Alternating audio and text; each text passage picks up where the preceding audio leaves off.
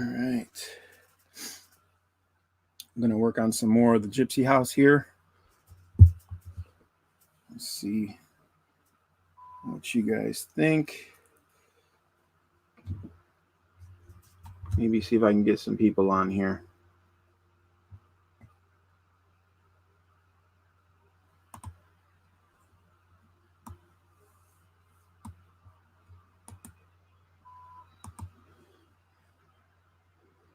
Almost done.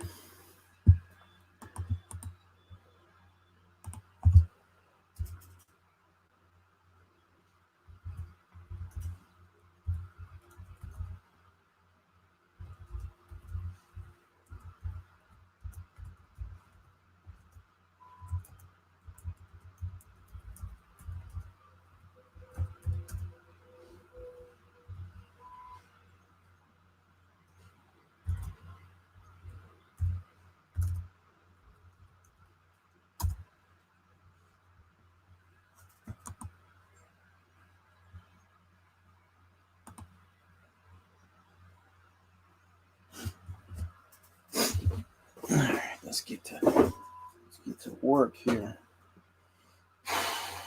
All right, last time I painted, I was using what's up, Hate? You want to jump in, man? Let me know. I'll put you on. Yeah, buddy.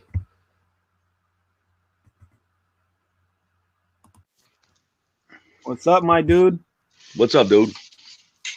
Hold on, I'm trying to. I was in the garage. Can you hear me? Painting. Yeah, I can hear you. You can hear me, huh? Yep. You painting? All right. I was. I'm done. I'm about to paint too, man. I got to get this house done. I got a couple more still to go, so I want to finish this damn thing. I like that. I like that house, man. Yeah, I switched it up. I have a video that I'm going to put out. It's a really long video of the initial start process of painting this thing. So it's going to be really long, but I couldn't go live at the time, so I figured might as well just record it and put it up.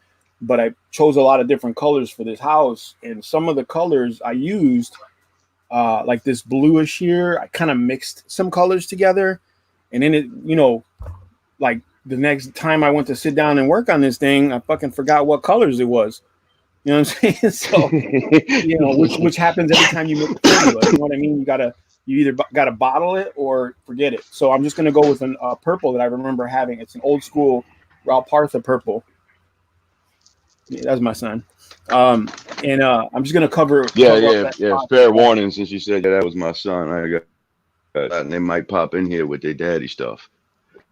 No worries. Two people watch. It's all good. Let me see. That reminds me. Let me go. Yeah, man.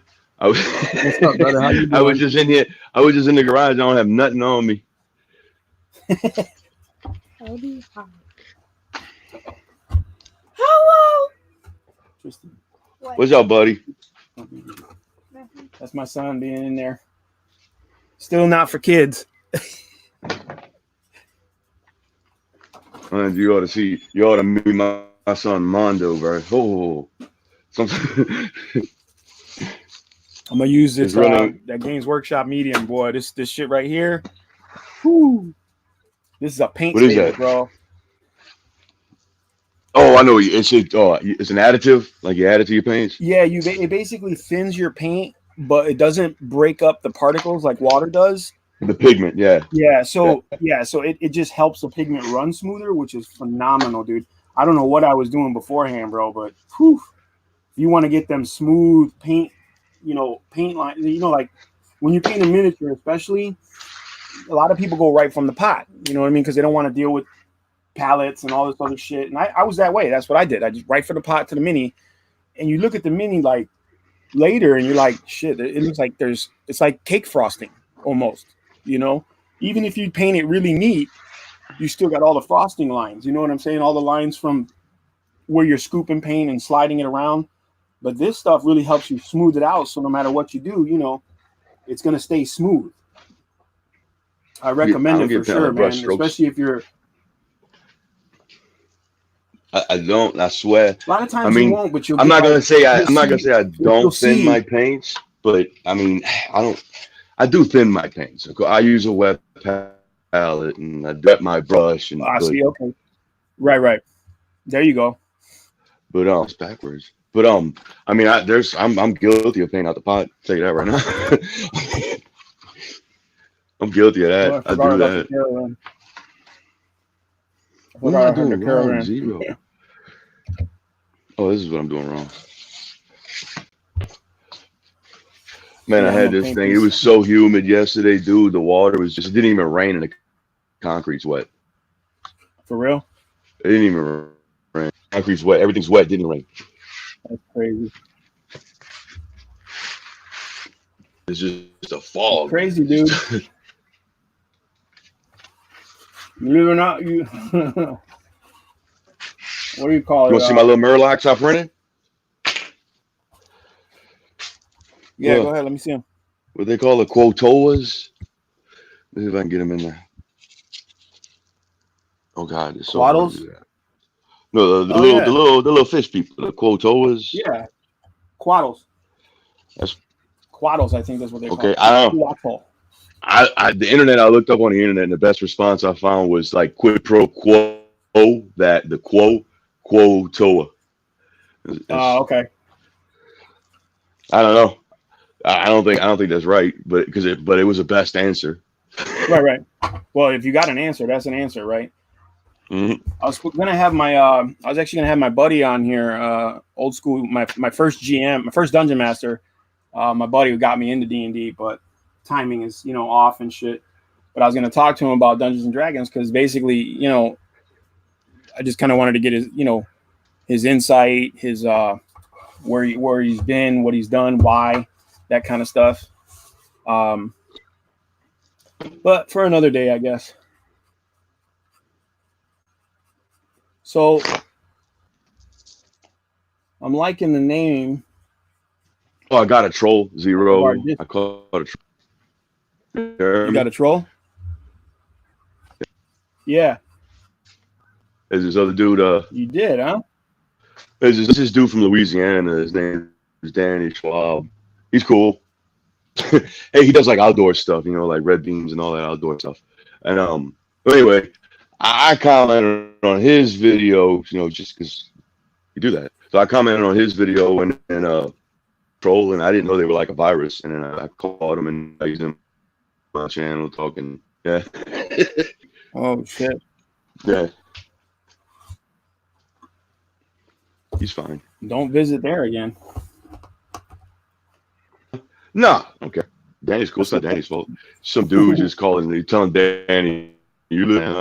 All right, bro. He lives in a trailer. Okay, all right. And he told me my house was a trailer. I'm like, all right, bro. I mean, it's 250K house. I mean, I mean, Even if it is, it's still 250K. I mean, a house is a house, bro. look at this is my garage. This is half of my garage, y'all seeing. It's half of it. Yeah. Right? That's how far away I am. There's cameras in the middle of the room. You ain't got to worry about that shit, man. That's some kid shit. No, who's worried, man? Man, dude, I'm from the street. Well, I know. I know. I still troll people in real life. Yeah. That's what I'm saying. Like, you know what I'm saying? That's some kid shit. That's some meet me outside shit. Let's see where you're really at, or you're just a keyboard cowboy.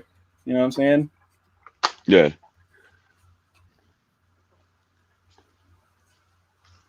We're painting Oh man, there's LaDonna. so many LaDonna's her fucking name, right? You see, look, I remember that LaDonna. You see, I'm not that old. yeah, LaDonna. And what was the name I said? It was Vadonna, something like that. Remember? It It was was something like the that. I don't same thing, but with an remember. M, LaDama. Okay. Yeah, and I still like I was LaDonna playing around better. with It it and sounds playing it around sounds with it. more sadistic. Yeah, I figured the N would just make it sound more roll off the tongue easier. You know what I'm saying? Just something more easy to connect with. You know what I'm saying? And it's really silly because this is just a fucking piece, a game piece for games. You know what I'm saying? It really, other than that, there's no value to it. But I like having that kind of stuff in there. You know, it gives this stuff character. You know what I mean? Oh yeah.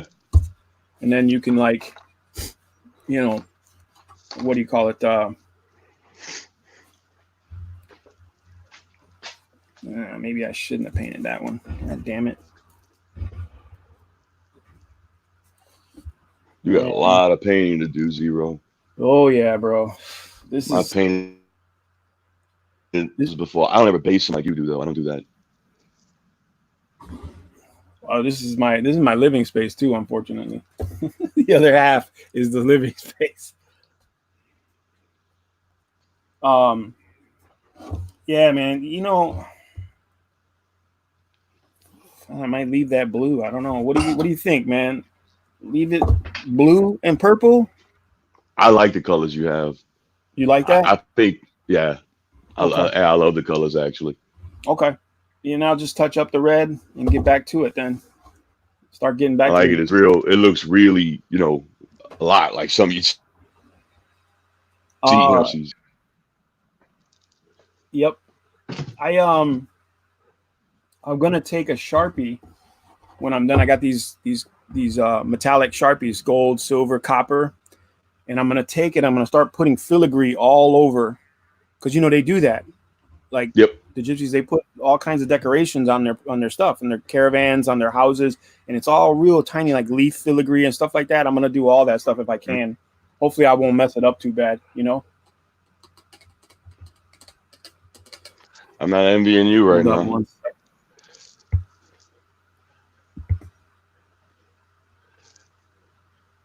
I wouldn't want to filigree the whole little house, man. Oh hell no! Hell no! I don't want it.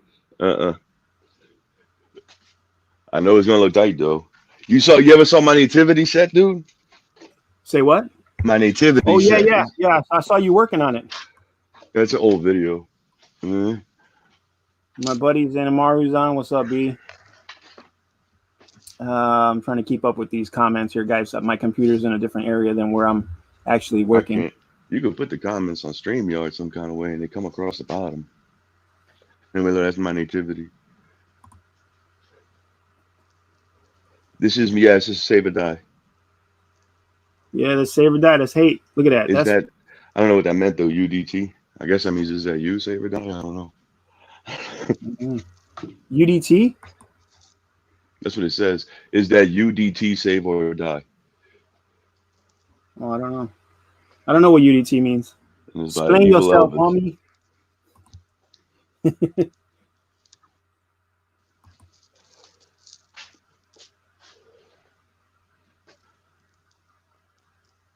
Yeah, they are pretty much like deep ones from the Cthulhu verse. The Quats. I don't know how to fucking say it. Quatoa.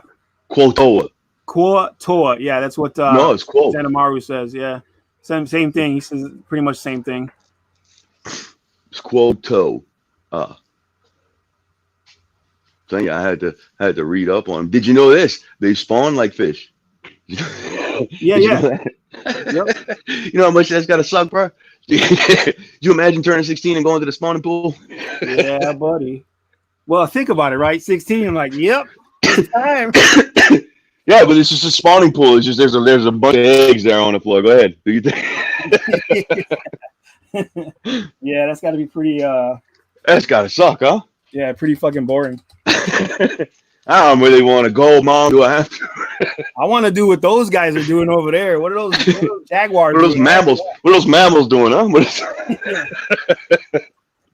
So hey, I'm gonna do it. I got a video that's coming out real soon, but check it out. Just for the D&D folks, actually, Zanamaru, anybody who's dungeon mastering on a budget, you know, like, and I talk about it in the video. This project here, this house, you know, this took a lot of work. This took a lot of fabrication. It took a lot of, you know, multiple people effort to build this, to get it together the way it looks, right? Like I'm finishing it up, but it took a lot of stuff to get there, right? I had to draw it. My buddy had to fabricate it, and I had to, you know, point and check what needed to be changed, all that stuff. The material is wood, foam core, MDF board, and plastic bits from other scenery kits, right? Now I know as a crafter, that's what you do, right? Like you take what you have and you use it, or you find the pieces you need and you use it, you know. But as someone who's not a crafter, which yeah, Brian, I actually got your message, man, but I just got it actually, and I responded and I apologize. But if you want, I can invite you to join in with us. I'm totally down for that because I have some questions for you regarding Dungeons and Dragons. But let me just real quick. I picked this up from Russia. Now I didn't go there. I mean, I had it shipped to me. It's a cardstock house. Okay, made from cardstock, and it is completely like you can open it up. You can put your minis in there. It came with a bunch of little paper minis, cardboard minis, but this was like $17 because of the shipping. So I'm still trying to find a place where I can get it cheaper, shipping wise. But itself, the product was $9. So for GMs out there, if you're on a budget and you want to create some kind of village encounter, or if you know your players are prone to hanging around town and you want to keep them getting into adventures and hooks and stuff, that's a really good product, man, to use. Like I think it's really nice. The cardboard's pretty sturdy. You know, even if you wanted to, you could literally take it apart and put it in a bag or like a folder, and boom, it's out of your way. Whereas this stuff, you have to have storage for this stuff. You got to be able to like, you need a bin or boxes and shit. You know what I'm saying? Oh, those things collapse back. Flat? Yeah. Well, it comes up. I mean, it's so basic. You know, it literally you can just. If I wanted to, I could. You're saying? Right. Yeah. It's and a matter of fact, what it's designed to do is I'll show you. It's designed. I'm spoiling my video, but that's okay. It's designed to open up so you can see the interior. Now you can get miniatures in there. I actually tried putting Dungeons and Dragons miniatures in there, and I got them in there. Matter of fact, I'll show you real quick. Here's a half-orc barbarian. He fits. You know what I'm saying? Yeah, he went all the way back. I mean, he fits. You know what I'm saying? He doesn't hit the roof or nothing, and it's not bad. I mean, will you? No, for under $20, even with the shipping, I can't complain. Right, and that was my thing. Was Let me tell you something. You know how long it takes to paint something like that, bro? Yeah, yes. Yes, my dude. That's what I'm saying. Like the cost to be the boss, right? Like you want. Well, time is money, dude. Time is money. And if you're gonna spend, let's say you spend 8 hours on it, I don't want no less than $10 an hour when I work. I don't care what it is. I ain't doing nothing for less than $10 an hour. So yeah, you're talking about $80 there. You're talking about $80 just for me to paint it. Let's say it took me 8 hours. So yeah, $20. Who cares if it's made of cardstock? It look nice. They look nice. There's ridges in the shingles. Yeah, and they got like a ton of different pieces, like taverns, castles, bridge houses, single towers. They got so much stuff. Zanamaro, I sent you a invite so you can jump in on this if you get the chance, man. If you're up to it. Hey, like I said, brother, I got some Dungeons and Dragons questions. ¿Qué pasa? I'm Cuban and I need coffee. I'll be right back, okay? I'll be right back. Go. Right. I got you, bro. I'm here. I ain't going nowhere. But like I was saying, for most starting DMs, that's a good deal, man. Like it seems cheesy because I really was like, well, do I buy this thing, man? Do I spend my $20 on this weird looking kid's toy? Because it's marketed as a 3D puzzle. You know what I'm saying? Or 3D puzzle. It's not marketed as scenery at all. But to me, this is really good stuff for adding to your Dungeons and Dragons game. You know what I'm saying? Like it's to me worthwhile.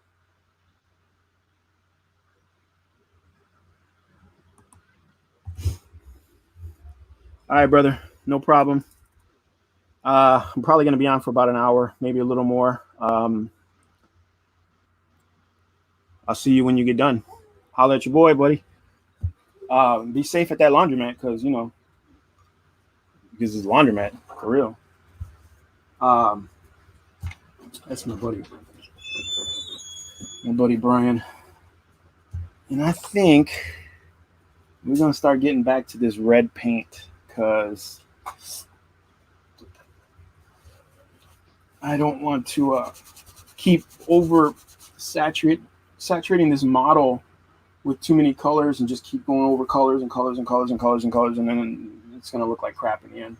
I'm trying to keep it. It's going to be hard enough to keep it cohesive with the colors I have on there now. So we're going to use this ugly old red again. I got to shake it. You always shake your paints. Shake the paint.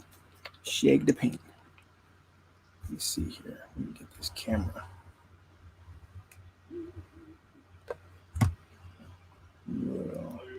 There we go. Whoop! Earthquake.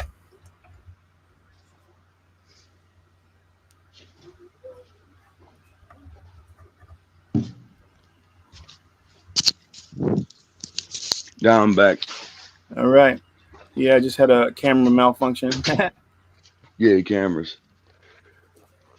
Well, I got a goofy tripod from like the 60s holding it up. We got your buddy in here? No, he's not. He's got to take care of some laundry. Like he got to adult some stuff. Adulting. It's not nowhere near as good as like adultery. You know what I mean? No, of course not. But that's illegal, right? Like doing laundry is not illegal, bro. I do not advocate adultery on this channel.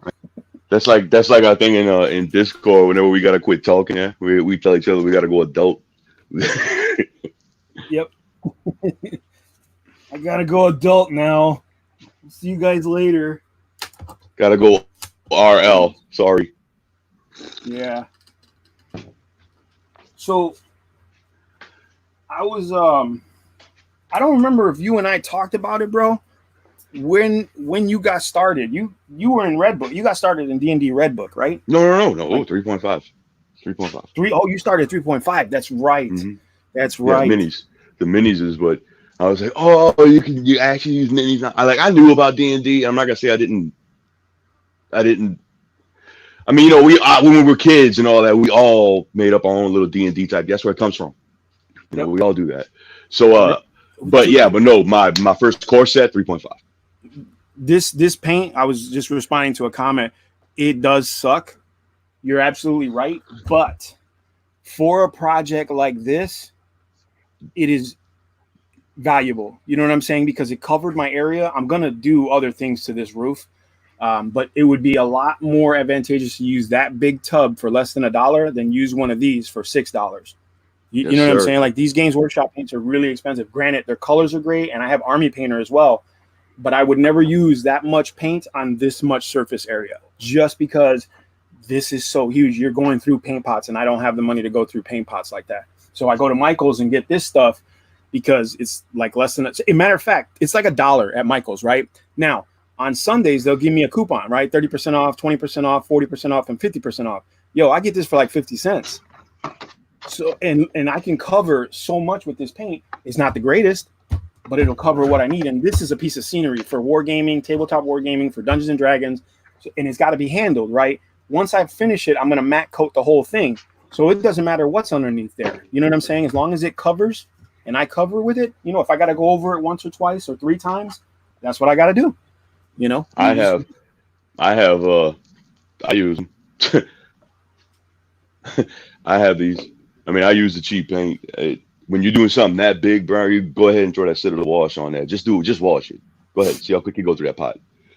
Exactly. I built right before this one. I actually built myself completely from scratch, drawing to finished product, a water mill. And I actually have it it's on my channel. If you guys want, you can check out the videos. It's in there. It's like a work in progress, terrain work in progress or some shit like that. But if you look, that building was completely built by scratch. And I went through 4 pots of the big bottles of Games Workshop wash to wash that whole thing. Cause I was just like, I didn't realize I could make my own, you know what I'm saying? So I wound up going through I wound up going through 4 pots of wash just to wash that building. And I was like, damn, that was a waste, Oh yeah. And I washed, I think my guild house I washed with the Citadel washes, and because they look better, but man, it's not worth it. It's not worth it. Especially like me, I gotta go take a ride to go get workshop paints, I have to take a ride, like Yeah, see, and 30 that's the thing, right? Like you want to save that for your models and your minis because that's where they're going to be. Yeah, that's the best result, right? But then you throw it on something like this, and you're through like 5 or 6 pots, and you're like, and I see it all the time. Like I see videos with dudes, like, what is it, LPS or something, Luke's Affordable Painting Service, and Black Magic Craft, and all these guys. They're great guys. They do some cool shit, but they use top tier paint products, and it's like, yo, man. Ain't nobody got money like that. Like, come on, man, be realistic. Like, you're not gonna paint this whole city block with Games Workshop paint, dude. Yeah, I know you. Vallejo, yeah, airbrush and Vallejo paint that's through what it. leads me to believe. Like, and I don't know these guys. I don't know their business. I'm just putting it out there that I feel like they're getting sponsored by these companies to do that. So if you're getting free paint from Games Workshop, then fuck yeah, throw as many colors on there as you want. Yeah, who cares? It's free. Yeah. I don't get free paint, so. Them pots are $6 a pop. Yeah, these I use these for a lot. This is airbrush paint. You pick this up at Hobby Lobby. Yeah, is Wicked Colors, and this is how many? I think it's 8 ounces. Huh? Let me see, because if I don't look right now, I'll forget. So, and they're $7, and I use these a lot. But man, when I got a cover, I'm going with this stuff, this $1, $2 stuff. So, but I use these on my minis and everything, and then I have like details in my washes. I got a lot of washes. That's what I'm trying to collect first. The wash pretty much goes over everything, bro. So it doesn't really matter what you use under it. Yeah. It's like on my minis, I'll use this airbrush paint to color it in, and then when I wash, I sit at a wash, and the washes are real nice. And like I said, it puts this under it. And then you dry brush on top of it. Yeah, exactly. And that's it. That's what you do. You gotta be an urban commando when it comes to your materials too, man. You gotta be. You can't just be all frugal or whatever, and you're like, yeah, I'll just keep spending more money on paints. Nah, man. It's like they say, measure twice and cut once. My palette's all messed up. My palette's got so many different brands in it. What's PHX, Wicked Colors, Walmart. What are you working on next, bro?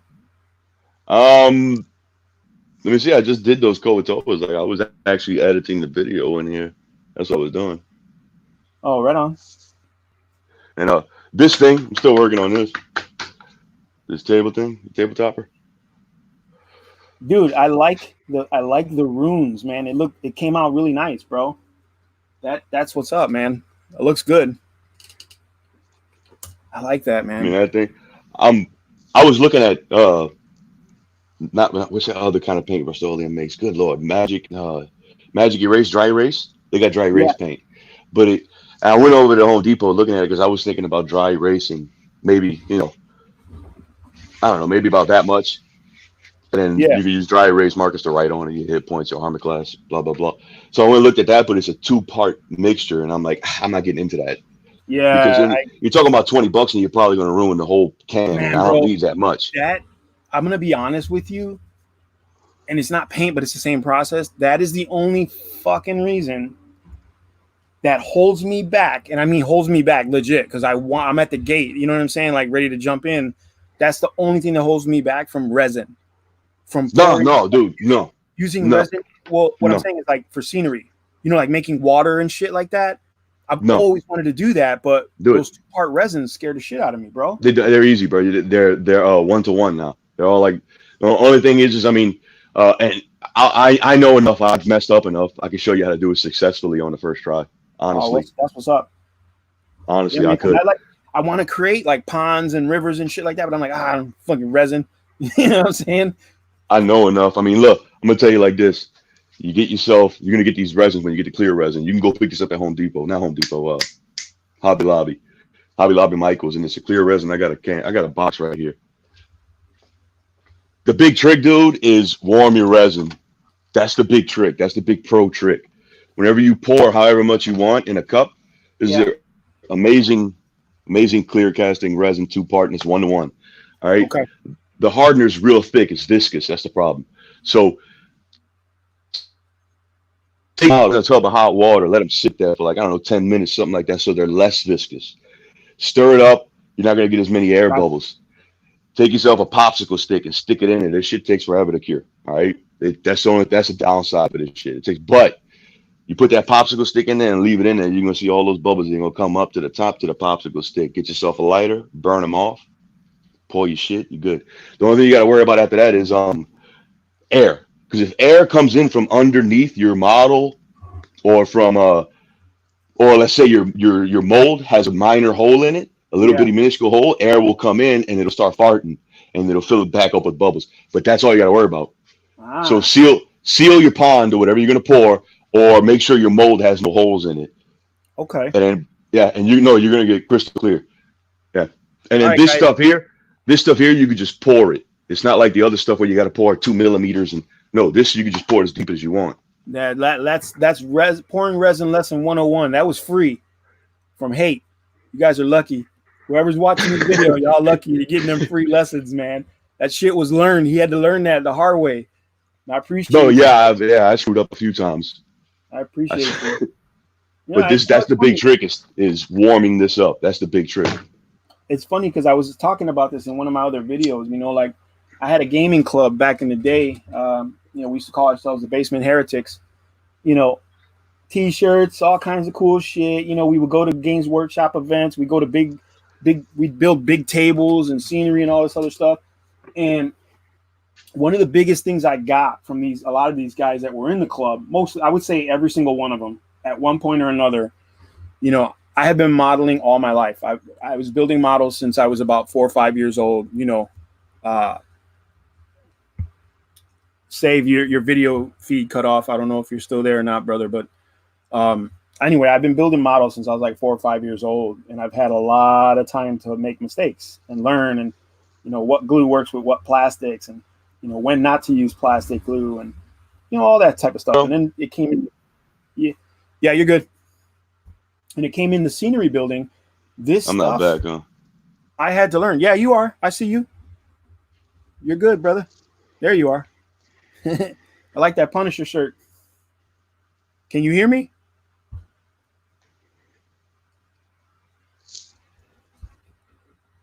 Oh, you just disappeared. Where you go, my brother?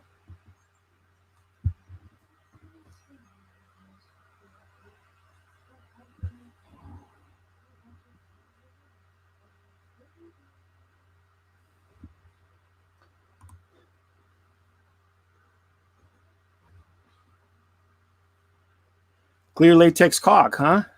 I didn't think about that. I'll have to look into that. I appreciate that.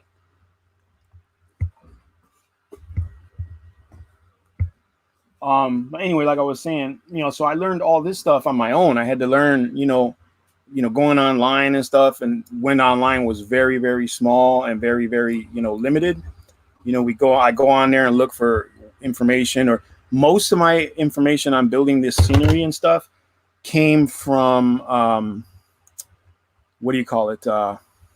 magazines, getting different magazines. Goddamn camera. I apologize, guys. The camera keeps flipping out on me.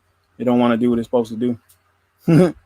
But like I said, I learned a lot of this stuff by reading and, looking at hobby books and different things. And when I got into this club, I had a lot of experience with this stuff. And, I had already painted several armies and gone through the oopsies of painting miniatures and building and painting scenery and stuff like that. So with these guys, it was always some kind of fight. It was always like, okay, this is how this is supposed to be done, or this is how you do this as of right now. Like, this was the technique at the time. This is what you do. This is how you build a house. This is how you make shingles. You could go the architectural way and build it from scratch with raw materials. There's one of our guys, Blue Streak. He's got a channel where he builds a house, and he's doing it like actually building shingles, and that is some cool shit. You know what I mean? It looks great. It looks fantastic. And I actually had a guy, an art student once. He's an architectural draftsman. He came and said, I want to see how you guys build your houses for your tables. And when he saw our process, he's like, damn, that's not the way you're supposed to do that. And I'm like, well, how do you do it? And he showed us, how You lay out all the frames, the whole entire frame for the house, and popsicle. He used a bunch of popsicles. I'm like, listen, that's great if you're building a model to sell to somebody as a house. I get it. That's what your job is. But to play on a tabletop with miniatures and people bouncing it around, you can't build scenery like that. That scenery is not practical because you can't put anything near. I used to have to correct one of my members all the time when he would scratch build scenery. He'd come up with these crazy ideas, and it's like, oh, it's a refinery and all something like, okay, but where can you put the miniatures? Can you put miniatures on it? No. Well, then it's no longer useful. It's just a line of sight blocker.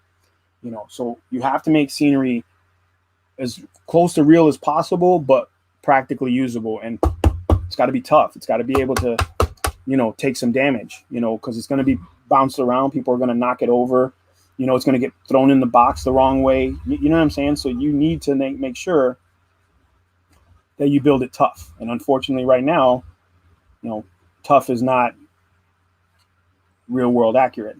It's not gonna be as accurate as you want because you have to sacrifice one or the other. I think that's like that old saying, which do you want? Do you want fast?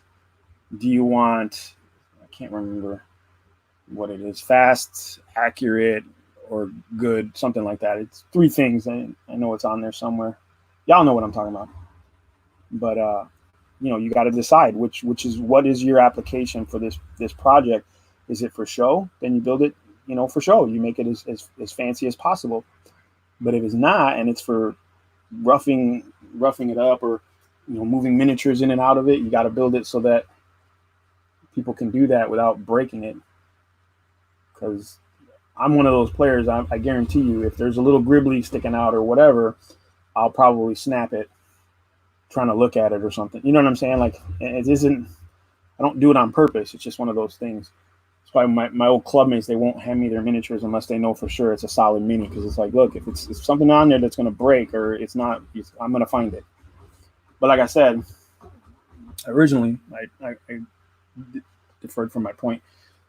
When we were in our club and it was, we were doing this stuff, I would get attitude all the time. I'd get complaints. I'd get people bitching, calling me name, whatever, just arguing with me constantly about how to do this stuff and building this shit. And like the process of making shingles for a house like this is tedious, it's boring, and it's frustrating at times, but it has to be done, right? If you're going to build a house, you got to put shingles on it in a fantasy setting. And nobody wanted to do it. Everybody complained and bitched and moaned and tossed and turned everything. Hem and hawed. I'm the worst person in the world. But when the buildings were done, painted, and finished, you sat back and you put the table up and you look at it, and everybody's like, this is fucking awesome. I can't wait to play games on here. It's going to be super cool. Hold up, brother. I'm coming. Hey, there you go. You're in, my brother. It's going to be super cool, and we're going to have a cool game and everything. I was like, yeah, but that shit takes work. That's the work it takes to make this stuff. I don't look at that. I don't take that lightly, and, when people look at our tables now, they're like, damn, you guys built all that. That's some cool shit, blah, blah, blah, blah. I'm like, yeah, well, it not only took a lot of work, but it took a lot of fucking hemming and hawing and diaper wiping, And if my club members are on there and they see this video and they're listening, you guys know what you did. You guys know who you are. I'm not lying.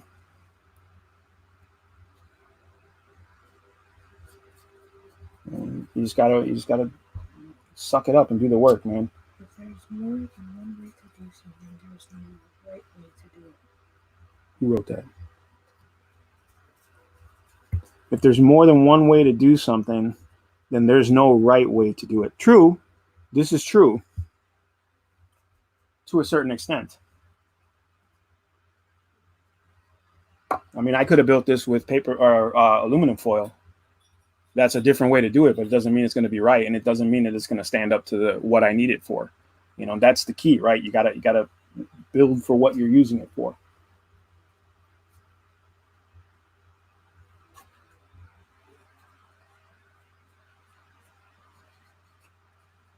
And there are a lot of modern tricks and tips now. They're out there, and that's what's up. You gotta stay on top of that shit, especially if you're continuously doing this. Now, this is actually the last of 3 buildings. I think 3 big projects like this that we're doing for our table. I mean, the table's pretty much done, It's to the point where my buddy was like, nope, no more scenery. He won't let me get any more scenery because he says we're done. I'm like, we are, but I can see a spot that could use a thing. I have a whole bunch of 3D printed tombstones and mausoleum and a bunch of other stuff. I want to put that together and make some scenery for Frostgrave. I don't know if you guys have ever heard of that game, but it's a tabletop miniature game. Uses a bit more of a, not so much a role-playing aspect, but it's more detailed than just, your guys versus my guys. And it's interesting. Your characters can go up levels, like your models. You spend some coin and go up levels and stuff if you find treasure. It's a small skirmish game though. It's real small, 2x2 area, so it's not like it's heavy on terrain and miniatures, and it's not as big as like Warhammer. Tristan, can you turn that off, please? So I'm getting feedback. Hey, you back again? Keep losing you, bro. Yep, I hear you. All right. I don't know. I was talking that second time and I couldn't. I guess you couldn't hear me. Because you know what it was? Is because I had to tab out so many times. First off, I got a phone call. That's what happened. Okay. And then I had to tab over, and then when YouTube started playing, and I think it just confused the piss out of my phone. YouTube, stop playing YouTube. Well, because I jumped in there to tell you, to let me back in. Yeah. Yeah. And then I hit play. So then I don't know. I just think I confused my phone, like I said. So I just turned everything off. You turn it off, you turn it back on. That's tech support 101.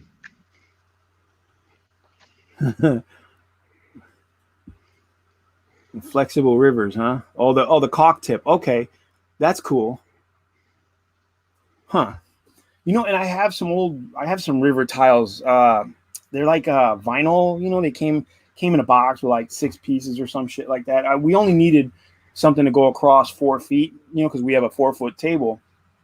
Because we were playing back in the day when 4x8 tables were legitimate tournament size tables. And now they shrank them down because they wanted the games to go quicker, But yeah, we use the river to cut the town in half. So we have a town, and then we have the river to cut that into the wilderness, where there's ruins and a cemetery and an old wizard's tower, and some cool undead stuff. Yeah, I have a video of it. If you guys check my channel, there's a video of our table, work in progress. Put in the link. Put it down there, man. Hold up.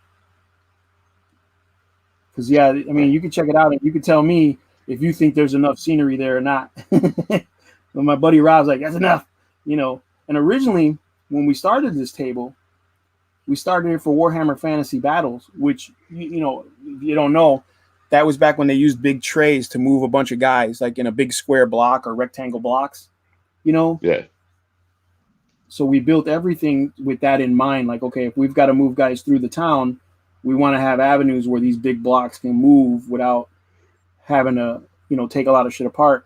But then throughout the time, as we were moving on, they came up with skirmish games, and then Age of Sigmar finally came out. I'm like, well, we don't need to change anything. I mean, we can put as much terrain in there as we want now because Age of Sigmar is all skirmish based. So, it kind of helped with like how we were designing, well, how I was designing stuff for our table. Like I didn't have to be as restricted based on like movement trays and shit like that. Where?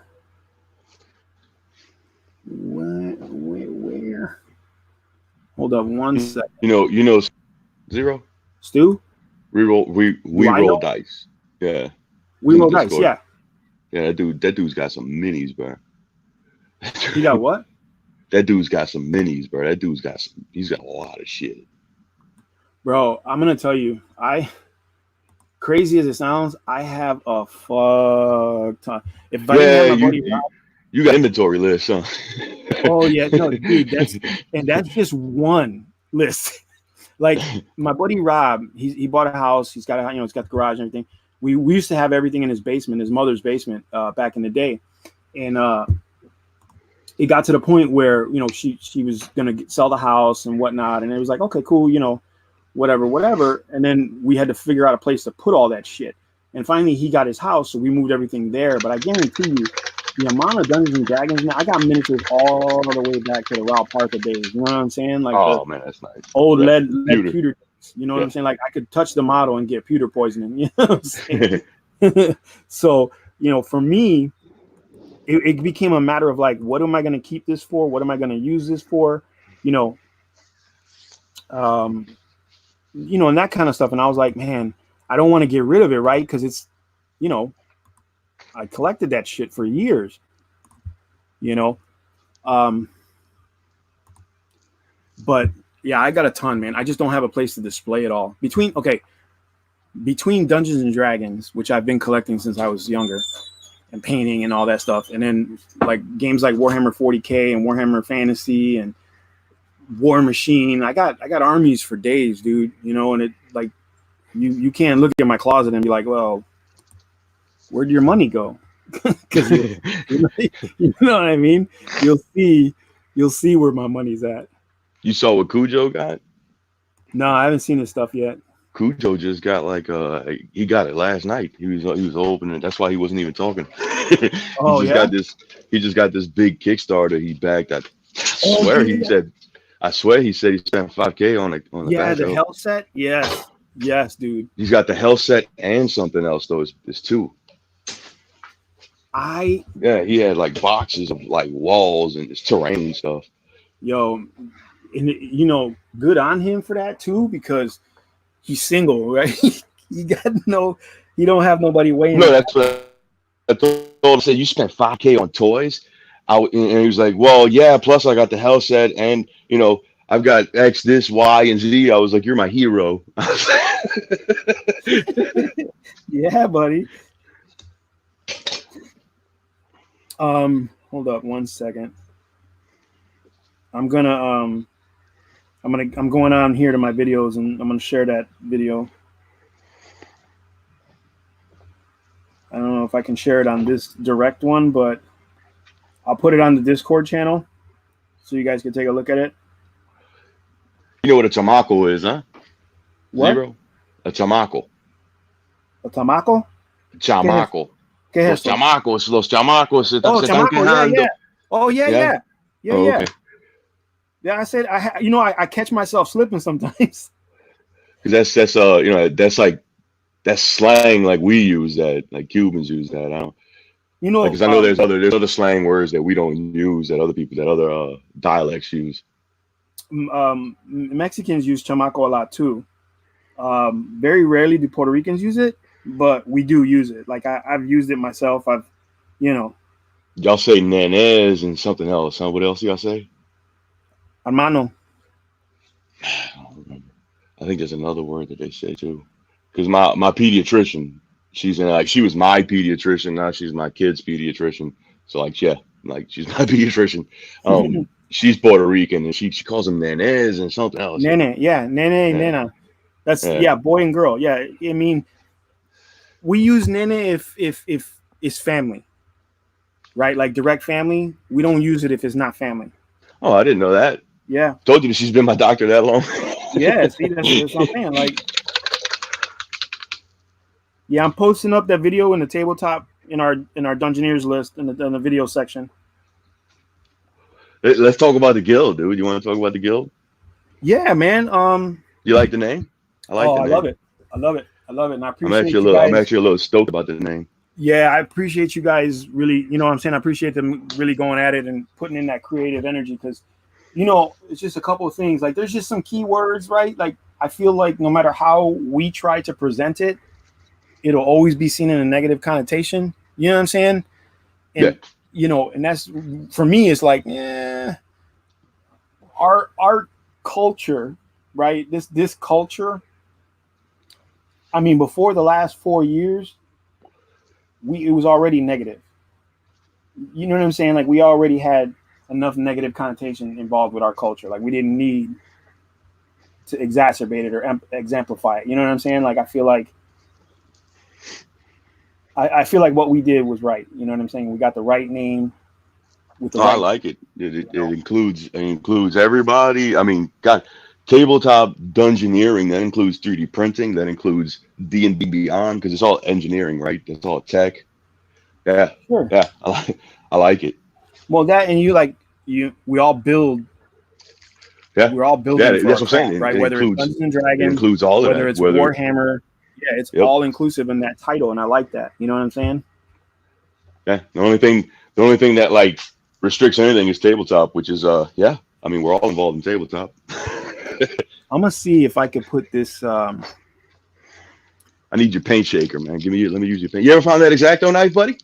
You No, you know what? I've got about no, six of them. bro. I've got about six of them. I can't find one either, man. Bro, I literally went yesterday and fucking bought a new one. Look, Yeah, dude. look. That's the solution, It's though, the dude. same kind of fucking knife. I just got a purple one. I just went and bought a brand new one because I could not find my knife, bro, and I needed it. I did not realize how much I needed the X-Acto. Like for every little thing, I use an X-Acto. I was like, what the fuck, man?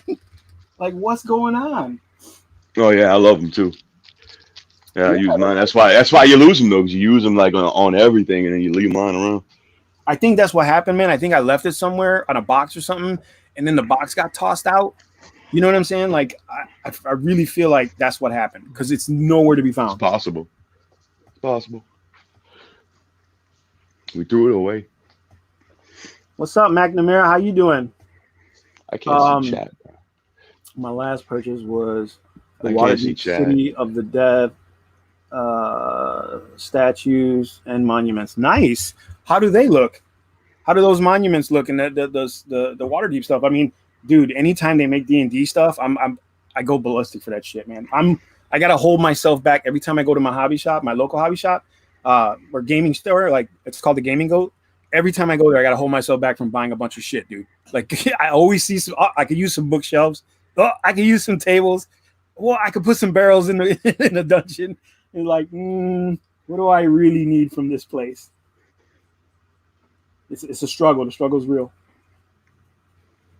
I know when I go, I'm coming out $100 at least.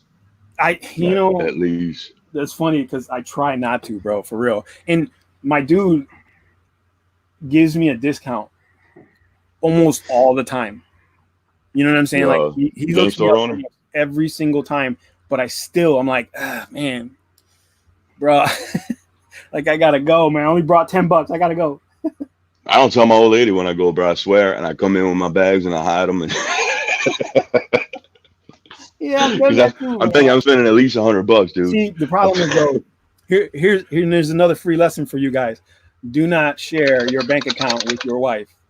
Have a bank account, okay? Because when you share, you can hide all the shit you want. She's still gonna see it because it comes up in the statements, and I guarantee you, if she's any kind of sense, she's on top of those statements. Trust me. My wife's not like that though, but I mean, she'll see the bag and she won't say anything, but she really won't because I don't go that often.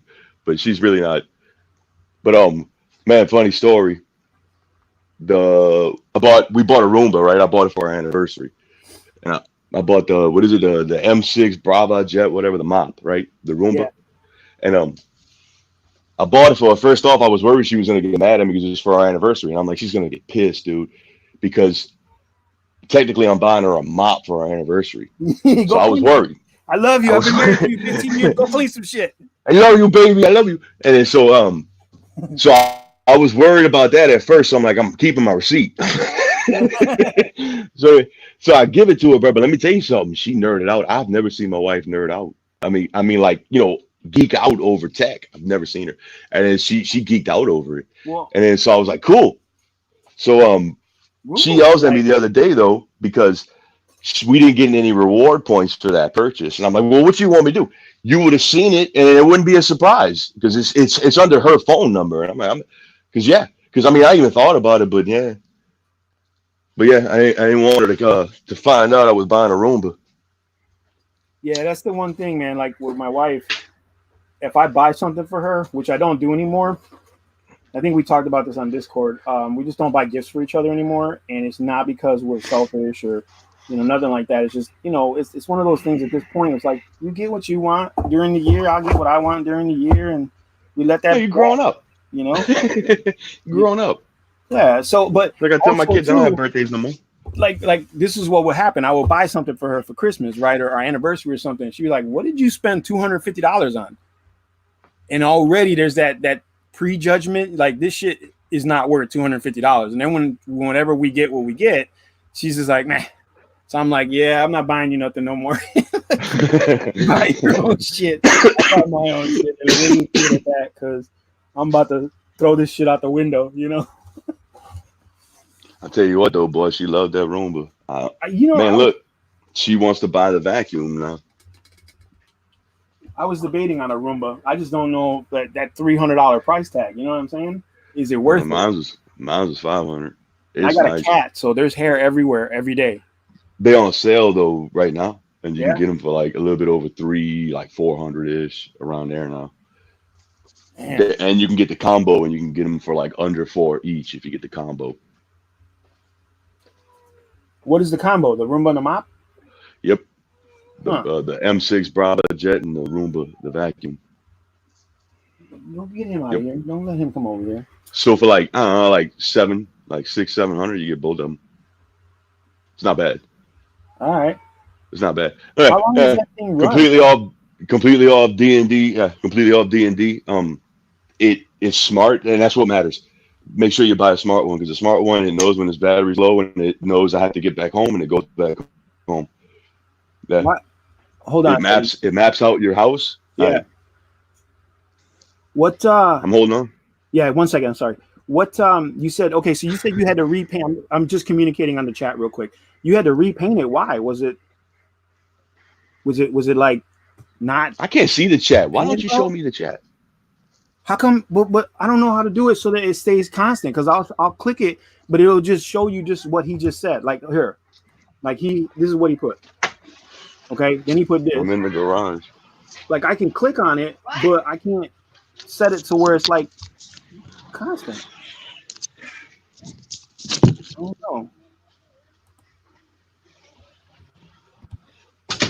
know. Hold up.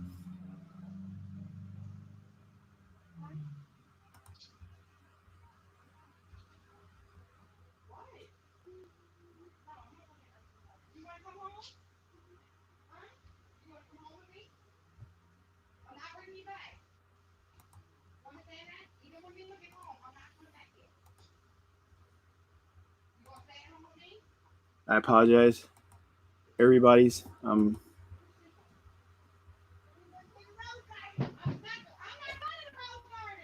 Yeah, that's definitely true. When you can buy cleaning products for your wife and she don't trip, she's a keeper. Yeah. Oh, just poorly painted. Okay, I can dig that. There's some stuff I've bought and repainted just because I didn't like the original paint application. You know what I find myself doing that with a lot, ever since I was a little guy. I would do it with like die-cast cars. Like I just didn't like the paint apps that they used back in the day because they were like, they just sprayed the shit or lathered it on. You know what I'm saying? Like, I don't know. That's just me though. And I used to frustrate people like, why do you got to repaint the shit? Because it don't look right. That coming from a blind guy is pretty funny too. You can't even see. How you know it don't look right? And I'm like, well, apparently I can. I see good enough to know what shit don't look right.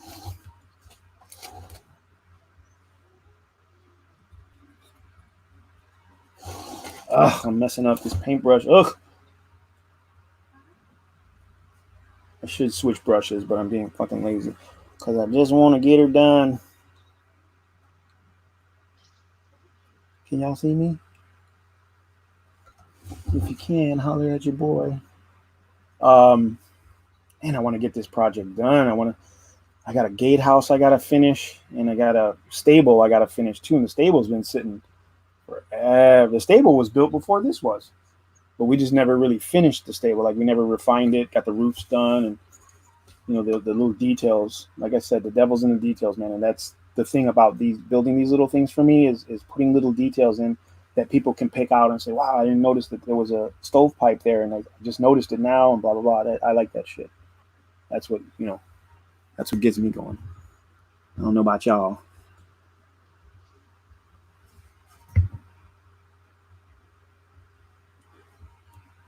I like your YouTube name there, Evil Elvis. I see you, bro. I see you, Evil Elvis. I see you. I dig it.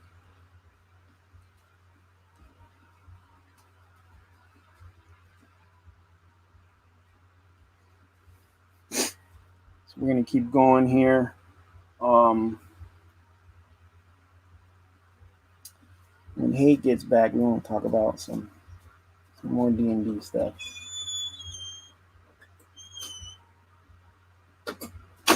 See, I have astigmatism, which forces me to get close to objects to see it properly, like reading and doing detailed stuff like this. I have to get real close, otherwise I miss it. And I can't wear glasses because my astigmatism is so severe that glasses don't restrict movement of your eye. Contacts do, but even contacts they're limited for me too. You know, I have to have special kinds of contacts that hurt. They hurt my eyes like after so much time. So this is just me. So if I get close, it's not because I want to smell the paint. It's because I can't see. So I'm trying to make sure I put the paint where it's supposed to go. You know what I'm saying? So I'm back. What's up, baby? I don't know. My stepdaughter came over with the grandbaby. I don't know what they're doing. Uh-oh. Yeah, I don't know what they're doing. You know what they're doing? The baby wants to go to the rose garden, she just said. Want to go where? The rose garden. A baby wants to go to the rose garden? Hell no. Well, baby. When I say the baby, I'm talking like 5. She wants to go see the rose garden. I don't know. It's a little shop around the corner. It's called the Rose Garden. Hold up, Evil Elvis.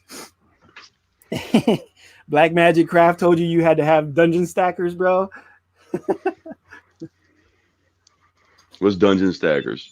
Black Magic Craft does okay, so you know DM Scotty, right? Like he does the dungeon tiles. Well, stackers are basically like what you do. You do a dungeon tile, but you actually put multiple levels, so you can make stairs. You also make it so that your dungeons have 3D levels. So like a stacker would be something that sits underneath your actual dungeon tile to raise it up, and then you make some steps to go up to that level. It's just another cool 3D. I got mine's a magnetic though. Yeah, I mean you could do that. Like he does a bunch of different ones. Yeah, exactly. That's a dungeon stacker. You know what I'm saying? He just did a video recently about like what are his essentials for crafting for dungeons. Like if you're gonna craft your dungeon, what are the essentials? Which I gotta say, despite himself as a person, who I don't know personally, I just feel like he's kind of a snooty guy, a little snarky, but his advice is pretty solid. You know what I'm saying? Like if I did not have access to like a 3D printer or I bought all the dungeon tiles sets from Dungeons and Dragons a few years back, like every single tile set that they came out with, I bought multiples of at the time because I was like, fuck, that's the easiest way to build a dungeon. You throw the cardboard on the ground, you know what I'm saying? You're done. Your room is done. And each one of them on the inside of the package came with like a simple, here, this is what you can make with these tiles kind of dungeon. It was perfect, you know? So I bought into all that stuff, you know. So for me, if I hadn't had that, I would probably be using DM Scotty's style. You know what I'm saying? Like building my own dungeon tiles.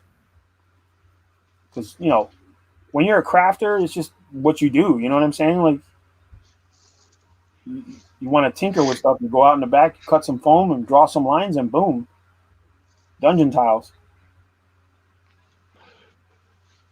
I got some. Mine's all magnetic though. That's what's up, man. And I use that magnetic paint on them. Yeah. I mean, I can layer them 3 high usually, and there's no problems with 3 high. I mean, I can go like to 4. I've done that before.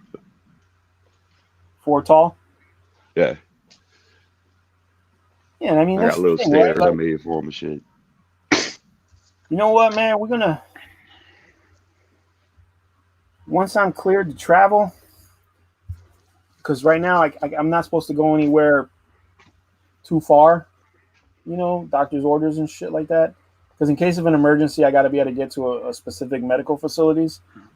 Yeah, somebody that knows you, huh? Right, that's my situation. But once I'm clear to travel, hey, we got to hook up, man. We got to maybe get us all together and go to a convention or something, or, you know what I'm saying? Like, shake hands, bro. You know what I mean? Like, I think that's. I tell you what, buddy. When I travel, I'm going to Orlando. You going from hot to hotter? Why? Man, I love the summer. What are you talking about? From the Caribbean, dude. I love it. I can't stand cold weather. I hate it. I want it 90 degrees outside, sun's on your back. That's what I want. You're the same way. I love it. Gotta get close to sea, huh? I love it, man. You can put me on the equator. Me, I love it. TDC 2009. What's up, dude? Thanks for joining in. We're What's just up, in the TDC? middle of bullshitting about Dungeons and Dragons and getting together. Me and Hate gonna hook up. We're gonna hook up in Orlando. We're gonna go to Universal Studios. That's what I'm gonna go probably next year. Where, Universal? Yeah, I'm gonna go with the fam. We were gonna go to Disney because I want to see Star Wars land. Fuck Disney. I think we're gonna hold Disney off to 2021. Fuck Disney. Just because of timing and everything. And I think we'll do Universal and Legoland this year. You know what I'm saying? Like this coming year. We'll try it. Maybe that. You know what I'm saying? Hey, bro. Can I mention Jeffrey Epstein and Disney and ABC? Huh? You can, but God. it's simple. I'm not. Yeah. No, this dude, Jeffrey Epstein's the most quote, the most prolific pedophile of our century. And ABC had this story on this dude for 3. They wouldn't publish it. Disney owns ABC. Yeah. I ain't giving them nothing. Kind of sucks, dude. You know? You vote with your dollars. Disney hasn't said anything. Oh, yeah. I ain't giving them nothing, man. Well, I'm Universal Studios. They got Harry Potter anyway. Yeah, honestly, that's why I'm going. I'm going to see the Harry Potter stuff. I have never been to Universal, but dude, you're gonna love it. You're a fan of Harry Potter? Oh yeah. Oh, you're gonna love it, dude. Dude, Moaning Myrtle's in the bathroom. Oh, that's what's up. Yeah, she's in the bathroom. Like you go in the bathroom and you can hear her. Wait, she take a shit? No, it's just audio. You don't see her or anything. But like, Moaning Myrtle, she'll go in there and take a shit with you. I'll be like, take this shit with me. Hold my hand because it's gonna be a rough one. Which one was it with the golden egg? Which one was it? The Tri-Wizard tournament? Yeah, that was Goblet of Fire. In Goblet of Fire, Harry's in there taking a bath and she's all under the water looking at him. She's so Moaning Myrtle, take a bath with you, man. Hold up. UDT is Ultimate Dungeon Terrain for Dungeon Craft YouTube channel. Okay, that's what UDT means, bro. Ultimate Dungeon. Is that cool. Your channel? Elvis, is that your shit, man? Because if that's what's up, I'm gonna get on there real quick and check you out, bro. My buddy Zanamaru just got home. He's gonna probably pop on with us. Maybe talk some D&D. Where did I get what stuff? TDC. What are we referring to? He's got to be talking about that gypsy house. He made that gypsy house, man. The gypsy house? If you're talking about that, my brother, I made that. Okay, let me rephrase for anybody who knows me and is listening. I drew the design for it.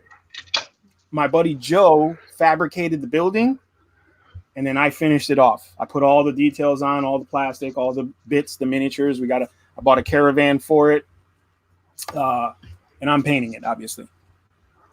I hope that answers your question. Man, how the fuck do I make this chat? You're supposed to be able to see it. Hey. Where did you get this stuff? I see it now. Whatever you did it right. Oh, that's actually why I was turning the camera up so I could see the chat better. Oh, my bad. So check it out, TDC. My miniatures, everywhere, my brother, everywhere. I mean, eBay, AliExpress, the Gaming Goat in Chicago. Shouts out to my buddy Eddie. Hey, if you guys are in Chicago and you go down to the Gaming Goat on Harlem and Foster, you tell them Zero sent you, and he'll hook you up with what you need. No doubt. Now, I'm not telling you he's going to give you a discount or not. I'm saying go over there, tell him Zero sent you, and you will get hooked up. That's my dude. And if he doesn't have it, he can get it. And if he can't get it, it ain't out there. Also, games. Oh man, you ought to grab some of those beholders. Say what? Those beholders, they're worth money. Man, bro, they're never nowhere. No one's got them. No one's. You can get them, man. If you can get them at retail, they're worth. They're worth at least double their retail. Oh, okay. It's not okay. I got what you're saying, Elvis. I see you. Okay. Yeah, man. Like, I play Warhammer 40K. Well, I collect at the moment. We haven't played in a little bit. Join the Discord. Huh? Both of them join the Discord.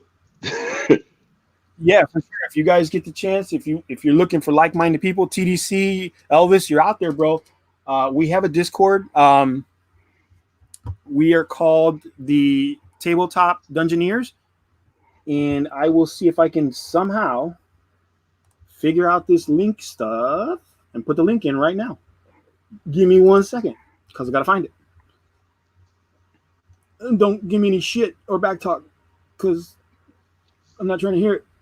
Oye, ¿qué cubano tú conoces que no habla mierda, man? Deja la mierda. So my nephew Gabe, he's out there. Love you, Gabe. Where is it? I'm scrolling, y'all. I'm scrolling. The scrolls, the buttons. Scroll so smooth like the butter on a muffin. Anybody who knows that, you rock. If you don't know, you better know. You don't know that? All right, well, no. Where's it from? Tell me. Star Runner, man. He was one of the first internet cartoons out there. Strong Bad and Homestar Runner. Kulo, I guess. Trogdor the Conqueror. Come on, man. You gotta get on that. Let me ask you this, man. In Puerto Rican, is culo a dirty word? That's just ass. That's just butt. But is it a dirty word or a cute word? It can be. Yeah. But if you say it in public, bro, where's you sent me the link to the Discord. Where it's not in our message. I can't find it in our messages. You gotta go, Mina. You gotta go. I can't tell you exactly because if I tab out, it messes it up. So but you gotta go like towards the top where it says Tabletop Dungeoneers. You're gonna see something where it says like add, and there should be a symbol of people. Yep. Or plus people. All right, look up in that. It should be something, and then make sure you tick that to never expire. That link. Is it in general? It should be up to the top, like when you go look at the tree, the tree for all the chat channels. It should be up there towards the top. That's how it is on mobile. Oh, I see. And there's like an icon with like two people, like an emoji of two people. You know what I mean? Like a bathroom symbol, and then a plus symbol on mobile. Oh, invite people. Hold up.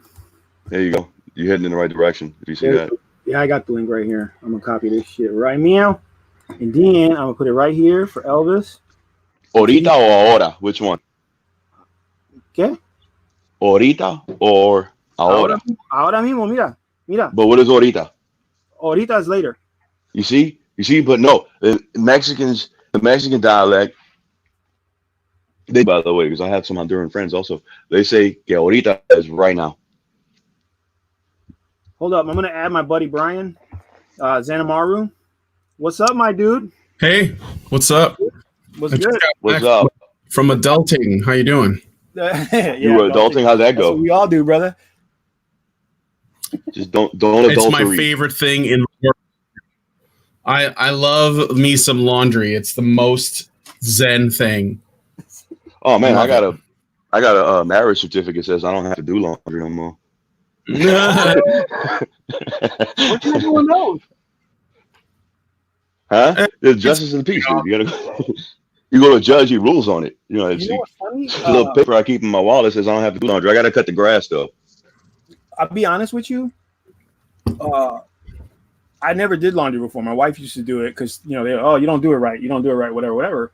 I was like, all right. Well, guess what? Guess it's not doing okay, honey. Okay. Right. Yeah. I was like, oh, you so you're professional. When I got sick, though, like when I got real sick, I started doing it, right? Not because it was like, well, you got to do the laundry because you're home. No, I started doing it because I was like, fuck, if I don't get up and do something, like what my condition was, I would just get sick faster, right? If I just sat still, my lungs would stop working faster, So I had to get up and do stuff, and going to do the laundry was like paramount. That was like, dude, just lifting a load of laundry was killing me, bro.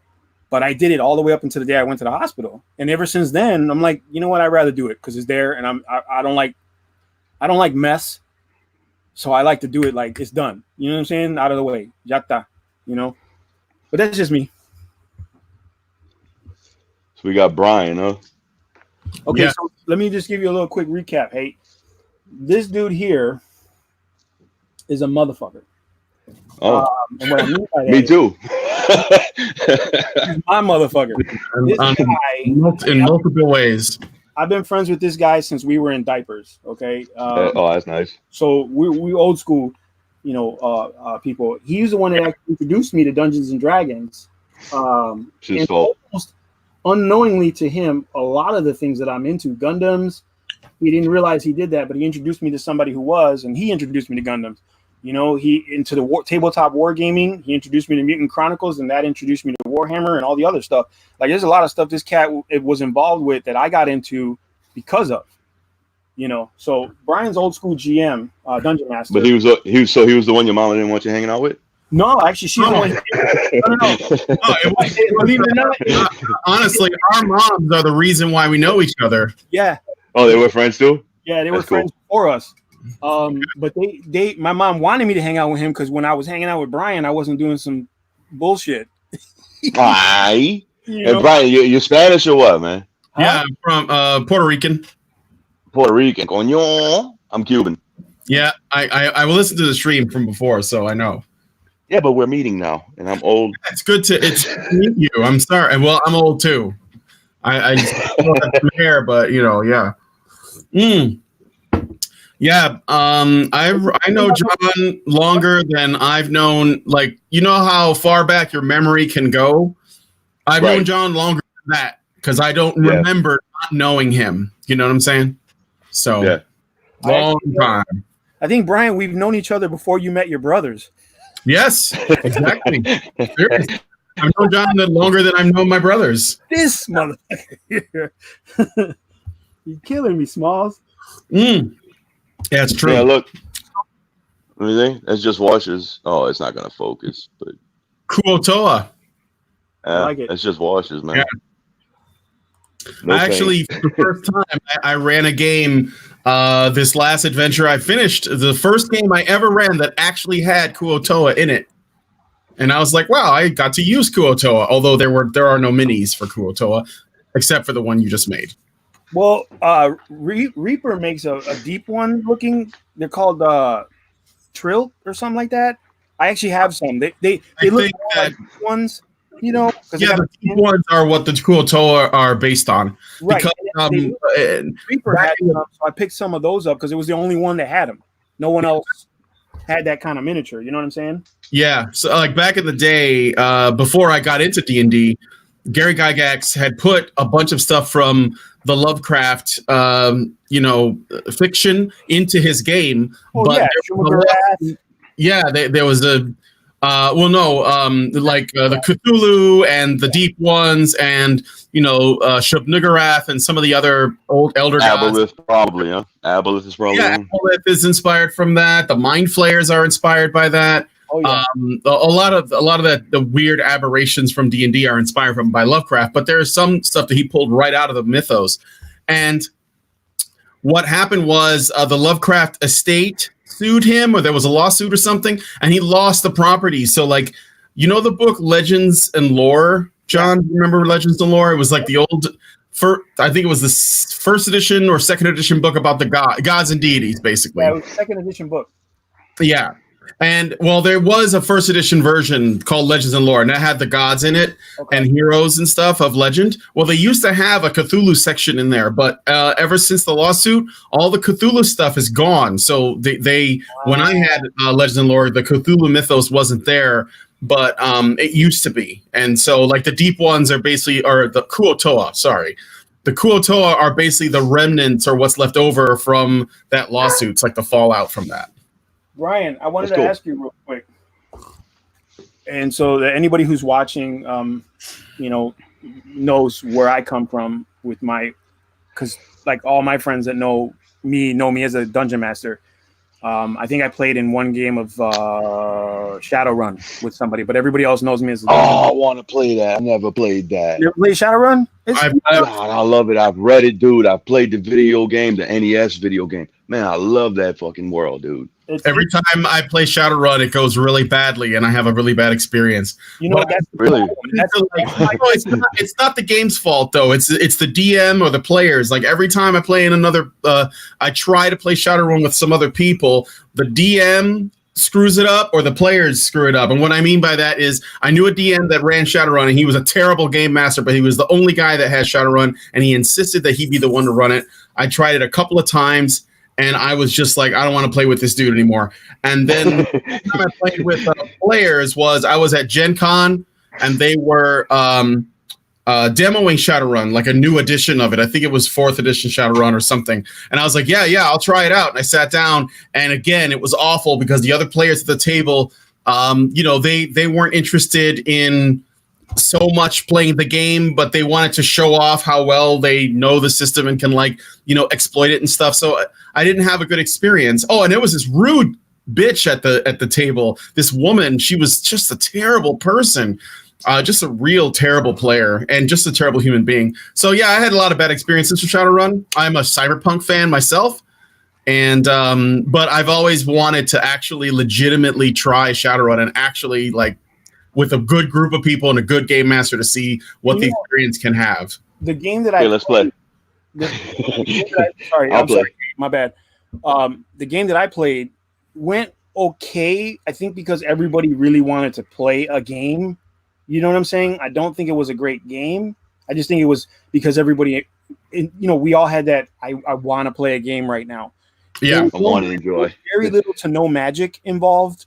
Or magical creatures, like there were no orcs, there were no. Just play Cyberpunk. You were playing Cyberpunk, with Shadowrun rules, which I've played Cyberpunk with you, and I love the game that we played. It was a great game, and I want to try 2020. Got 20. The new one is 20. It's actually just called Cyberpunk Red right now, but I think it's going to have the name 2047 when it comes out because right now, 2020 was the one you and I played back in the. Go ahead. What's up, Hate? Oh, they got the video game coming out. Yeah. 2077. I'm very creator. The guy who created it, he was putting it out because he wanted it to be a multi-platform release. So they did the video game, they did the role-playing game. I didn't know. It's my fault for not doing my homework, but I didn't know that the creator was actually one of the writers on Blade Runner. And that's I didn't know that. Where a lot of that world came from was Blade Runner, and that's why Blade Runner is so cyberpunky. I don't know why I didn't put that together. Blade Runner is a cool cyberpunk type movie, but I didn't put together that was the guy who actually wrote part of it. Yeah. One of the things that's kind of neat about this new Cyberpunk tabletop game, though, is that while it is being released, and I predicted this when I learned that they were making a Cyberpunk 2077 video game, my first thought was, they're gonna release a new edition of Cyberpunk because it's been something that I've been asking for forever, ever since the last one, which is the one I have almost every book for. Yeah. And I'm like, well, they need to make a new Cyberpunk. But what is really great, in my opinion, is that this new Cyberpunk setting, this new Cyberpunk system that's coming out is actually not taking place in the same world as the Cyberpunk 2077 game, but it's sort of like a bridge between 2020 and the 2077 game. So Cyberpunk 2020 takes place in the year 2020, obviously. Right. This current game, which currently is called Cyberpunk Red, which is the one I have the demo box set for, takes place in 2047. So it's in the late 40s in the year 2000. And then 2077 takes place in 2077. So there is a different world building, which I think is a good thing because when you release products on different platforms that tie into the same narrative, then it kind of restricts your freedom to do what you want with that story, right? So if you have if it takes place in a different period, then the players, especially if it's a tabletop RPG, the players have I think they have a feeling that they feel more connected to the world and they're not kind of on rails. It's sort of like when you play. Have you ever played Star Wars tabletop game? The miniature game? No, the tabletop RPG. No, Mm. never. I know played. of. All right. It's actually I think there's a D20 version of it. I actually really, really liked it. I think it has a lot of potential. But when we were playing it, the DM who was running the game, he was tasked with trying to figure out at what period in time in Star Wars did he want to run the game. He chose to run it between, I think it was between the events of Empire Strikes Back and Return of the Jedi. Okay. And I told him that I didn't think that was a good idea. And I said that he asked me why. And I said, well, when you have players and they're playing in a setting that they know the story for, and they know how it ends, they feel like their efforts and their actions are not really matter. They don't really matter, right? Because at the end of the day, the Death Star is going to get blown up by, Lando Calrissian, and Luke is going to convince Vader to come back to the light and kill the Emperor. So whatever the players do is just kind of inconsequential. Right. So, and I said, and that's an ego thing. Like, I would be fine. I could do it if I don't mind doing smaller adventures while those big scale things are happening. And even like sort of like happening in parallel to what we're doing, and that we contribute in some small way, kind of like a butterfly effect. Like Rebels. Yeah, like Rebels or Clone Wars, or these other. Well, Clone Wars is a good thing. It's a good bridge. It's a good example of what I mean, where you can have a good story that takes place outside the films, but within the timeline. It's just in a gap in time that you can. Oh, look! There's a bunch of stuff that could happen right here, right? Yeah. So, but Clone Wars. If y'all haven't watched the Clone Wars and you like Star Wars, watch the Clone Wars. The Clone Wars are the best. Man, get this, man, real quick. My best friend, my buddy, Caddy, this motherfucker, he will not watch Clone Wars. The Clone Wars are the best. Star Wars. He's a Star Wars fan, just like me, but he will not watch it because of the art style. And I'm like, you are missing so. Dude, Asajj Ventress, Aura sings in it, young Boba Fett, more Darth Maul, Darth Maul's brother. Yeah. You could just name shit. Count Dooku, backstory. When I went to see Solo, because I actually went to see it, I got outvoted. We went and saw it, and people were flipping out of their seats when they saw Darth Maul. Yeah. Like, what time frame is this? When is this happening? What's going on here? And I'm like, they didn't know he was alive, huh? Yeah. And then they were like, oh, he's not. I told my buddy, Darth Maul's back, man. His hatred kept he's been alive, dude. And he's like, no, it's not canon until I see it in a movie. And I'm like, what? Like, Clone Wars is canon. Yeah, and then Solo came out, and I was like, there he is.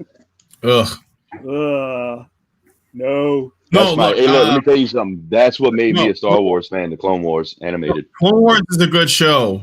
Even I think it's the season 4, which is nothing but intergalactic politics. But I like the whole thing. It was really well done, good world building, considering it was aimed at a younger audience. I think that they didn't sacrifice too much of the potential for mature content. So I thought it was really well done, and I like it way better than the current trilogy. Yeah. I thought that was really good. So the Clone Wars is the best. I mean, of course, you're gonna say, well, there's the Return of the Jedi and all that, but man, Clone Wars. These are how many seasons? It's 5 seasons. Yeah, 4 or 5. I mean, so then you're gonna compare 4 to 5 seasons against one movie. I'm telling you, the Clone Wars are way better, dude. Well, it's a different method of delivering the story. I think that when you and I'm sorry I talk like this. It's just that I do streams. That's my job. I do a show on YouTube. Hey, nigga, slow up. You're gonna get your plug. You're gonna get a chance to plug all your shit in a minute, bro. Trust me. I'm not trying to plug anything. I don't know if you guys even want to watch my shit, but you don't know. It's really political, and I heard what he was saying about Jeffrey Epstein, and I'm 100% on board. Also, he didn't kill himself, but Jeffrey Epstein did not kill himself. I don't care, and let me tell you something. I don't care who was involved. I want the motherfuckers locked up. I don't care who was involved. I don't care if it was a left or it was a right. I want them locked up. Oh yeah, absolutely. I know for a fact that those security guards aren't going to kill themselves. Mm-hmm. I don't know. They might. Yeah. But real quick, what do you call it? Hey Brian, if you do a political live stream, I'll come on. Yeah, I do a political show, but I don't want to distract from this. I can later. Hey, I wanted you to do that. Go ahead and plug, because there's a lot of people out there that I talk to that could definitely use some advice or some insight on your subject. You know what I'm saying? Like, and I try to reiterate it and verbalize it, but I'm not as eloquent as you. So, well, okay. Well, basically, I work at a channel called Honey Badger Radio, and there's actually two channels. One is Honey Badger Radio, where we put up pre-recorded, scripted content, and then there's another channel called Badger Live Streams, where we do live shows like the one you're doing right now. And I mainly run Badger live streams, and I do all these live streams, live shows. We talk about news. We talk about mainly we have a focus on the issues facing men and boys, because they're not talked about, because they're not allowed to be talked about. And I think that they're absolutely critical to the future of Western civilization. End of story. And men's issues are important. Men's issues are human issues. And some of them are legal rights. Some of them are other things. But we have a focus on that. On top of that, we also talk about, because you have to, if you want to talk about anything, you have to be a proponent of free speech. So we talk about freedom of speech. We talk about censorship online. I talk personally not only about the political, but what is going on in our culture, specifically with pop culture, hobbies, this kind of thing, because... What's up, buddy? So I'm going to try and make this brief, because I don't want to get on the soapbox for too long. But he walked away. I don't know if you can hear what I'm saying. I'm listening. I'm listening. My son walked in. I just turned the camera. That's a big garage, bro. He's working on it. Okay. No, it's fine. The left, and when I say that, I don't mean liberals, because I'm liberal. I mean the left. The left has...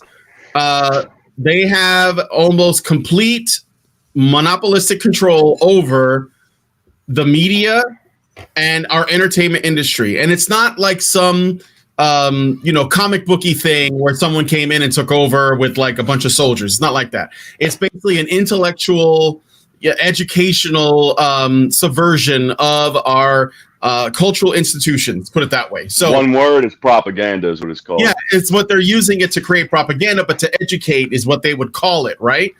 And the purpose of that is to control the culture so that they can control people's views. And you know that that's true, because if you try to give a dissenting opinion, you are put into essentially you are persona non grata. Okay, you are isolated and you are demonized and you are called whatever ists and isms they can come up with. And that the purpose of that is to get other people to react to you with disgust, so they don't want to talk to you, they don't want to be around you. And I've lost friends over this. And this all started for me back in 2014 when Gamergate happened. And I'm a video game nerd. I like to play video games. I always have. I had an Atari 2600 when I was 5 years old. And John and I used to play together all the time, right? Yep. What were you gonna say? No, I said, yeah, hell yeah, you did. I don't think there was a console you didn't have. Well, no, there were definitely. I had the TurboGrafx 16. I didn't have that one. I had the 2600 because my parents were nice enough to get one. I got the 8-bit NES because my uncle bought me one when I graduated from grammar school. But every other console I bought with my own money. And that was not all of them, because I didn't get into Xbox. But I got most of I got all the PlayStations. But the point is, I was big into video games. But one thing I started noticing is that there was video games were becoming political. And they were becoming political in a way that is kind of unfair to people who disagree with those politics. It's not like there is such a thing as, let's say, a right way to be and a wrong way to be when it comes to a person's personal beliefs, right? But they were working from this top-down view that there is, and it's their way or the highway. And you start seeing this happening with game reviewers. For example, have you guys heard of the game Dragon's Crown? It's basically like a D&D side-scrolling beat-em-up. Hey, hold up 1 second, B. Hold up. All right. Evil Elvis, you said fundraiser for a 3D printer, Cthulhu STL files, ending in 2 days, $2. Where is this at? Link me, bro. No, you put that in the Discord, buddy. Oh, I will put it in the Discord. Yeah, do it. Do that. You put that in the Discord and miniature cells. We can all check that out because I'm down for that. Anytime. I don't have a 3D printer yet, but I'm working on it. I just feel like one of those would really change up my game. You know what I'm saying? Like I got too many projects for too many different hobbies that could benefit from a 3D printer. But anyway, Brian. Zero could do it. We get Zero another hobby. We get him another 3D printer, and then his wife would kick him in the balls. Add it to the list of hobbies, right? I agree with you, Brian. I agree with you on all that. The left controls. Yep. They control media, dude. They control social media. They control the schools. Media. They control the college. Yep, they control daycare. They control the entertainment industry, the academia, college, whatever. Let me say this: areas. Because you were talking about video games with political messages in them. Has anyone ever played Horizon Zero Dawn here? No, but I've heard about it, and the main reason why I delayed. It's bad in there. I bet it is because you're playing a female lead, right? And normally I don't give a shit about that. But no, you know what? Normally I roll females. Matter of fact, this is my mini. This is my mini. Female orc. I roll females. Yeah. I love. I mean, I'd rather stare at a chick's ass all day than a dude. Yeah, well, that's a running joke that we have. But no, normally I don't care. Like when Street Fighter 2 came out, I played Chun-Li like from the get go. Exactly. It's not really because it's a female character. It's because nowadays when you see that, it becomes really clear that the reason why that's there has less to do with the people making the game deciding, you know what, this would be kind of cool. Let's make it a female like they did with Lara Croft, right? They were just like, let's just make it a female. It could be a dude, but let's try this and then we'll just do that, whatever. But these days, it's not as simple as that. It's not this would make for a more interesting story or this could be a fun way to experience the game. It's got to be we're doing this because we need more women. And they have a quota. Yes, it's a quota. It's a different approach, and it impacts the product as a whole. Like we'll go back to movies for a second. This is some of the stuff I talk about because I think culture is very important. Like you can't make political change unless you first make cultural change. If people only see one side of the story in their culture when they turn on their TV, when they read a comic, when they play a video game, when they sit down and play tabletop games, then if they only see the side that's being presented to them, then they're never going to know that there is more to the story. And until they know that there's more, they can't really make an educated decision about where they stand or what they believe. So with going to, I was going to go to another example, film for a second. And you can see that people are waking up out of this, okay? So you see that? Oh, yeah. You showed me that, didn't you? I don't know. I'm painting it red because I know I saw it the other day. That little carriage is awesome. I wanted to go real fast, so I painted it red. That's really cool. Let's go with okay. So I love movies. I'm a huge movie fan. I love science fiction films. And actually most of that is thanks to John. Most of that's thanks to John because you know, when we were kids, I couldn't go to the movies. Like I didn't get to go very often, but you know, you had cable and you know, you had a VCR first. So you guys were watching movies. And I remember you showed me like a bunch of movies first. Like I got to see Terminator because of you. I got to see Predator because of you. I got to see RoboCop because of you. We're talking, because of you, because you either they came on cable and I was at your house and got to watch them, or you guys had the VHS and I watched it at your house. Hell, I mean, the Star Wars movies I watched because of you, except for the very first Star Wars. I went to the theater for that. Yeah. But the other ones I watched because I knew you. I would be at because your mom would just get, you know, whatever. Yeah. Or you guys had cable. And so I got to watch them. And so I'm a huge fan of the Terminator movies. And I watched all I put it like that. I was. But I watched all of them until after Terminator 3. Like I watched Terminator 3 and I thought, well, this was okay. I didn't hate it. But, you know, I was kind of like, I'm ready for the movie that's about John Connor in the future. I want to know what the fuck's going on. But I used to still have tremendous hype for those movies. This new Terminator Dark Fate came out a few weeks ago.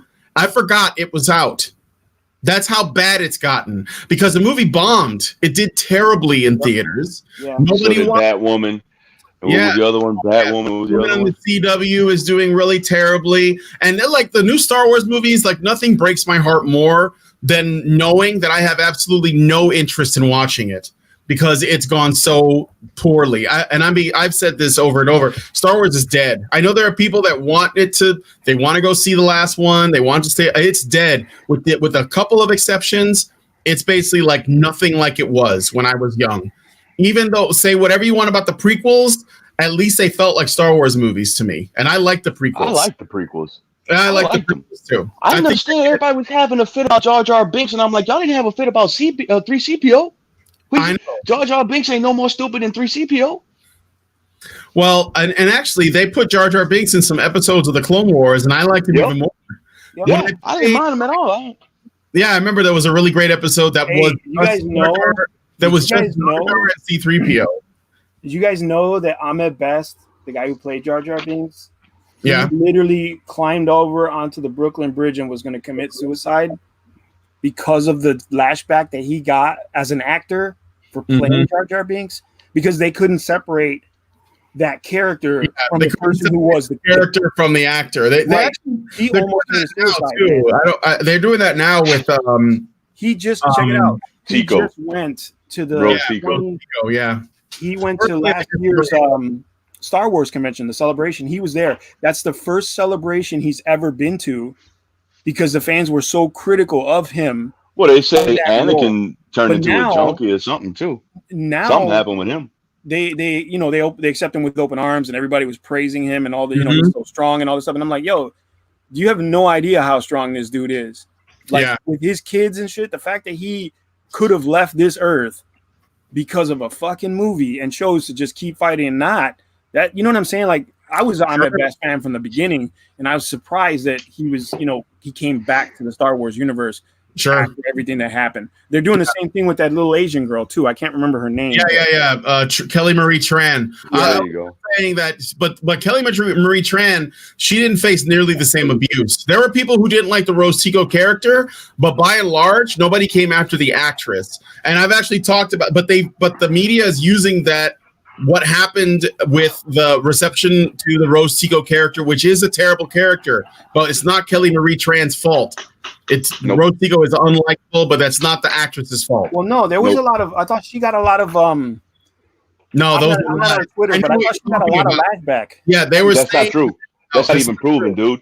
That's not proven. That's like people just talking shit, saying, "Oh, she quit Twitter because of y'all were harassing her." There's no proof to that. There's zero proof. Calling her like fat and she shouldn't. No, I mean, you got trolls. You got trolls. There are trolls, but that didn't really happen. I actually did a story on it on my show, the news show, back when The Last Jedi came out, and I said that the story reportedly said that she got abused on Instagram, but when we looked, we could not find anything.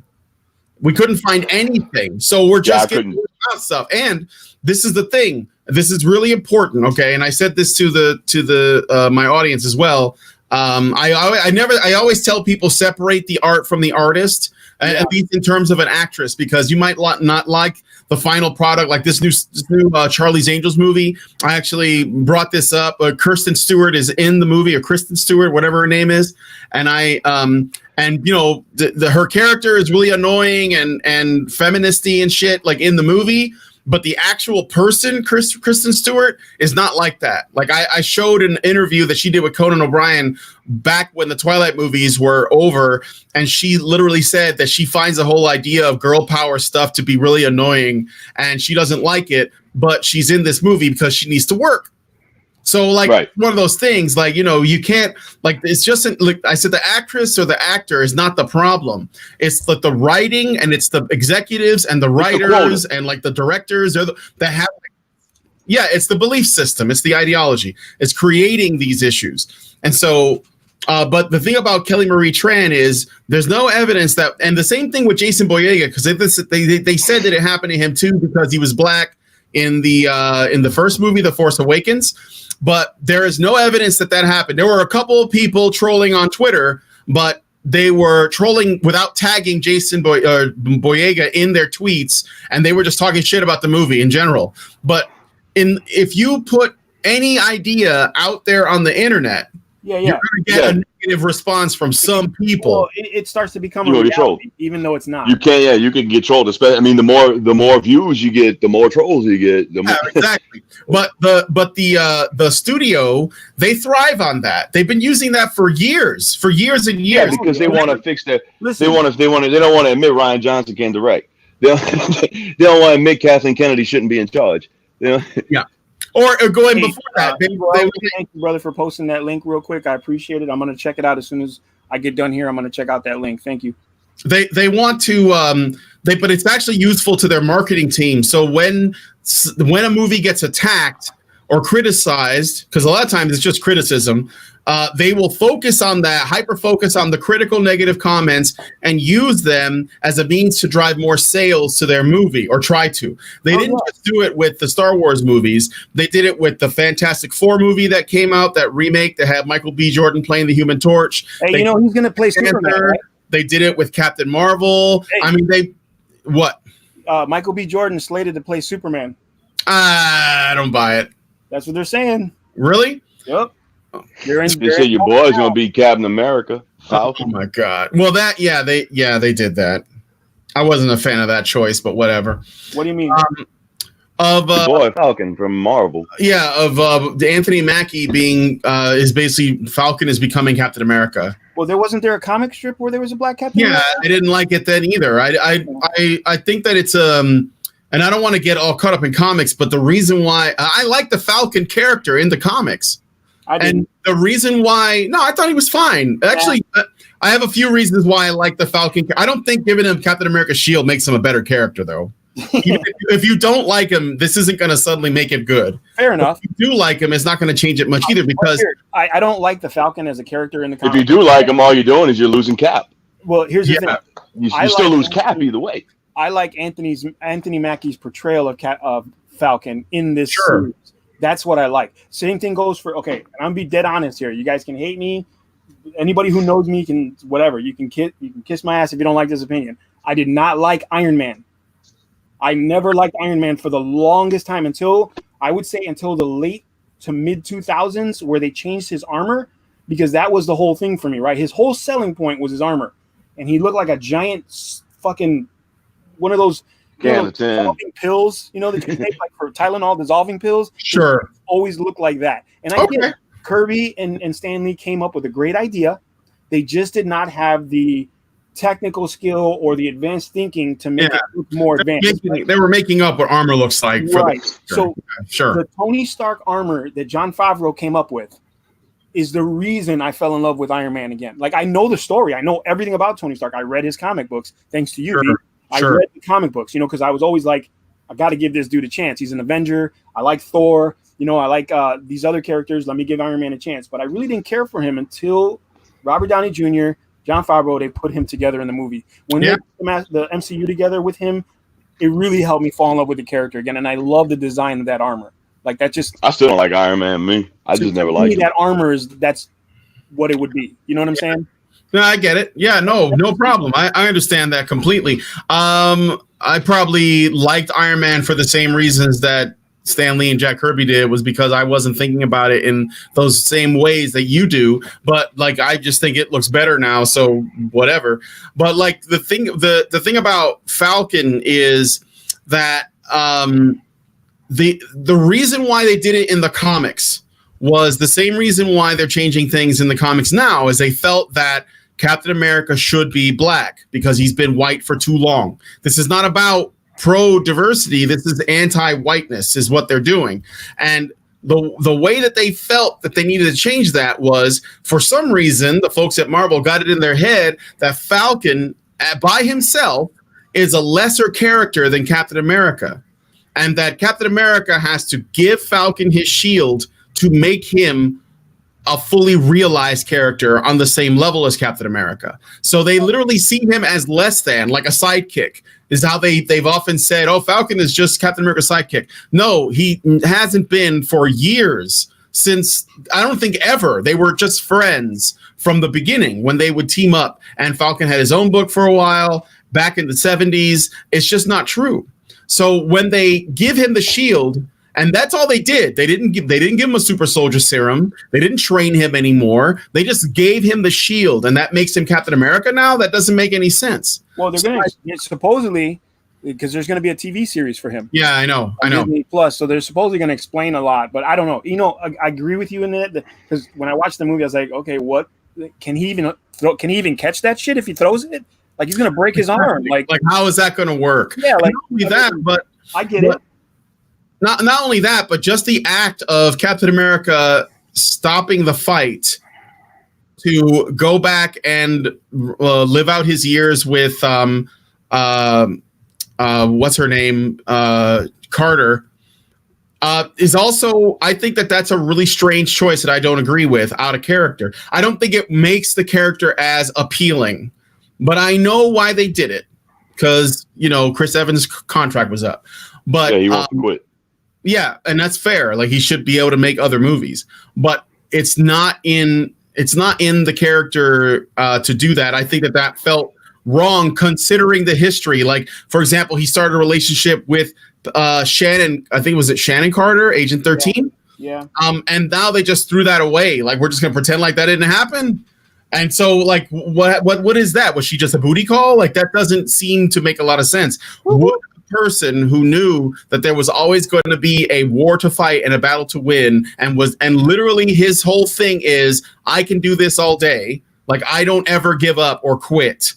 Why would he make the selfish choice to go back in time and be with a woman, instead of accepting this is the sacrifice that a person like me makes and moving forward? I find that that's more admirable, and I find the other thing to be more selfish, which is out of character for him. And also, on the flip side, what Tony does is when he sacrifices himself, that makes more sense because they've been leading up to that, like, ever since the beginning.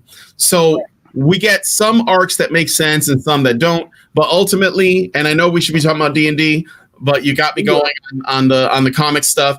Ultimately, I think that these choices, they're not made because the people who writing them are know the characters that they're writing about and know their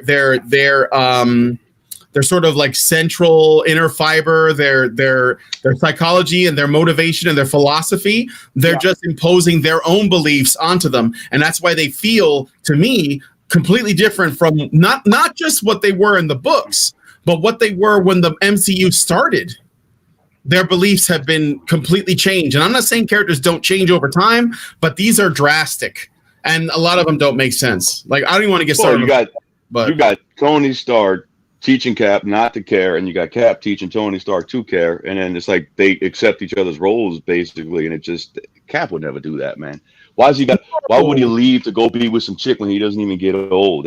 Right. And the thing is, with Shannon Carter. Yeah, and I'm wondering how long did he live in that alternate reality? Because I'm like, yo, I didn't know Captain America could get old. Like, yeah, and here's another thing. Would he like live in that alternate reality knowing that S.H.I.E.L.D. has Hydra agents infiltrating it? Right. Like, and like, would have created a huge time paradox. And it would. It wouldn't necessarily make a paradox because of the way that they explain time travel, but in Captain America's specific timeline, he would have to be so selfish that he would ignore all of the terrible stuff that he knows is going to happen, just so that he to humanity. Just so that he could be with Peggy Carter. It doesn't make any sense. It's completely antithetical to the character, and it makes no sense to Cap. No, he should have just stayed Cap. And he doesn't have to be in any more movies. He can make cameos every so often or something, but they couldn't do it. And then on top of that, for him to they could have killed him. That's what they should have done. On top of that, for him to choose to give the shield to Falcon, who he has not known that long, instead of Bucky, the person that he has actually struggled for all of his movies to try to like rescue and save and beat back with, it doesn't make sense. And again, after all of this stuff with Thanos is over with, and he finally has peace and he can like hang out with his buddy, he decides to go back in time to be with a woman, by the way, that he didn't even kiss.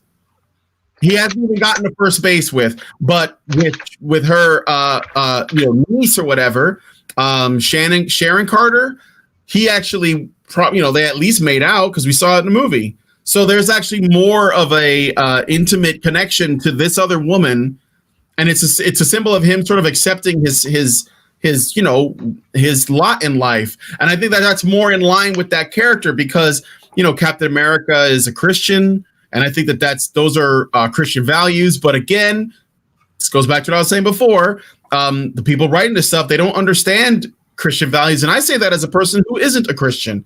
I just happen to be related to them, and I know them, and I've studied it, and I know that is more in line with what they would do.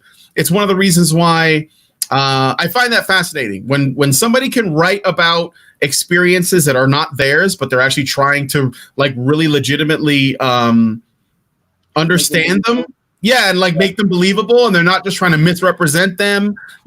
I find that really, really admirable. It's one of the other things you can see about this bias I'm talking about in our culture, in media. Whenever film, television, fiction, or comics presents religion, if it's Christian religion, it's always, homophobic, crazy, like Bible thumping, fire and brimstone, Old Testament religious people. It's never decent people. With the only exception is if they're minorities or if the religion is different. If it's Judaism or if it's Islam, everything is cool.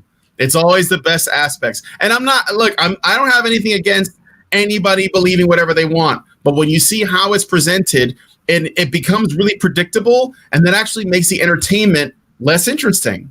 It diminishes it because you know what's going to happen. Like I watched the Castlevania series on Netflix, yes, and I was honestly disappointed because they kept like making you think that there was going to be some badass shit, but it turned out that all of the action is really compressed and it's short, and it's like I'm like, well, okay, and the Dracula fight is over, and I'm like, that's it. So I was kind of I gotta agree. It was disappointed in Vampire Hunter D. Yeah, Vampire Hunter D is the shit, but this could have been at least as good as that. Yeah, I was hoping for that. At least it's like 10 years old. Yeah. So like, why couldn't we do something on par with that? But I got the action figure. I got a Vampire Hunter D action figure. I got the D action figure too. Is he like did he come with a little pillar that you could stand him on top? He's on a pedestal, yeah. I have that. Yeah. But anyway, so the thing about the Castlevania series is a good example of what I'm talking about. I started watching it, and in the video game, the Belmonts are vampire hunters, and they use crosses. So they must be Christians, right? It's obvious. But in the show, the Christians are like the super corrupt, crazy fire and brimstone, anti-woman, anti-witchcraft, anti-science church. And it's so predictable. I'm like, come on, guys. This is like, do you really think that you're like exploring new ground here? It's just never that way. It's always the same. And it's gotten so boring that if I put on an old movie, I watched Escape from New York like earlier this week with my wife who had never seen it before. Yeah, buddy. And I was like, this is a good movie. Like and really it's not even as good as John Carpenter's other movies with Kurt Russell, but it doesn't have all this pretense. And I know it's political. Like Escape from New York is political. For sure. But he handles it so mature that you're okay with that. Like and it's actually can be interpreted in multiple ways. Like when he made They Live, I didn't know this, but I saw an interview with John Carpenter. When he made They Live, he was trying to make a statement about Reaganomics and the sort of late stage capitalism that he was criticizing. Right. And how and he was basically criticizing the Reagan administration and all this inequality that he thought was going to happen. But it turned out that while that is what he was going for at the time, if you watch They Live today, it actually can be it can be related to any number of things, because he kept it like kind of he didn't beat you over the head with the message, and he was focused on the craft. And I can respect someone, no matter where they are politically, if they're creating something from the point of view that they want to entertain first, and perhaps if you learn something or if it like makes you think as a side effect, then that's great. That's why you have people that like they analyze the prequels for stuff like this, because the Star Wars prequels are political too, and they're political in a really interesting way because again, it's universal. They don't tell universal stories like this anymore. That's why these new Star Wars movies are flopping. Have you noticed that the new Star Wars movies don't have a lot of aliens in them? Yes. Like most of the characters are human beings, and Yeah. one or two droids that they've added, and they, like, because they don't have any imagination. Like J.J. Abrams, Kathleen Kennedy, and Rian Johnson cannot even create new aliens for the movies. The old Star Wars, man, the first fucking movie has like a shit ton of aliens in it. Yeah. They're just throwing shit at the wall. There's a guy with a devil mask on, you know, like they don't care. And like George Lucas he named every single one of them. Yes, he did. So like, but these movies, they don't have any of that. They're just introducing more women of color. That's basically what they're doing on purpose. That's it. Like, that's literally, like, there are no aliens. There are just more women of color. Hey. I'm playing the new Jedi Fallen Order. It's the same shit. Like, I like the game because it's kind of like a cross between Uncharted, Prince of Persia, and like Dark Souls. So I like those games. But I'm like, where are the aliens? I'm in a Star Wars game. Why is it all women of color? Like, what's going on here? It's the aliens, bro. Yeah, I guess so. You should play Horizon Zero Dawn, bro. And I played it pretty far. And man, all the good guys, they're women. All the guys are women. All the bad guys are men. All the bad guys. No, they're not just men, dude. It's only white men. Yes. Yep. That's right. White men. Yeah. Yep. It's not just that they're men. It's only white men. Yep. So all the good guys are women, and then they're these women's subordinates. They're men of color. I'm gonna go and then the bad guys they're only white men. I'm gonna go rinse my So he's going Zero's going AFK or something. Just for a second, I'm gonna go rinse my cup and get All this right. red off of this palette. Bring some coffee, man. Favor, when you get the chance, if you're ready, why don't you? I got a question for you. The who, what, why, and where. 5 W's. When, why, where, what got you into D&D? What was your start? I mean, I think you know because you were there. Well, if you can hear me, all right. So I think I was like 14 or 15. I was in high school. I had just made friends with basically the only white dude in my high school. Where I went to high school, it was like, I'm telling you, 80. It was basically in Chicago, in the west, the east side by Cabrini Green, which was the toughest projects in the city at the time. And my high school was about 2 blocks away from Cabrini Green, and it was 85% black students, 14% Hispanics.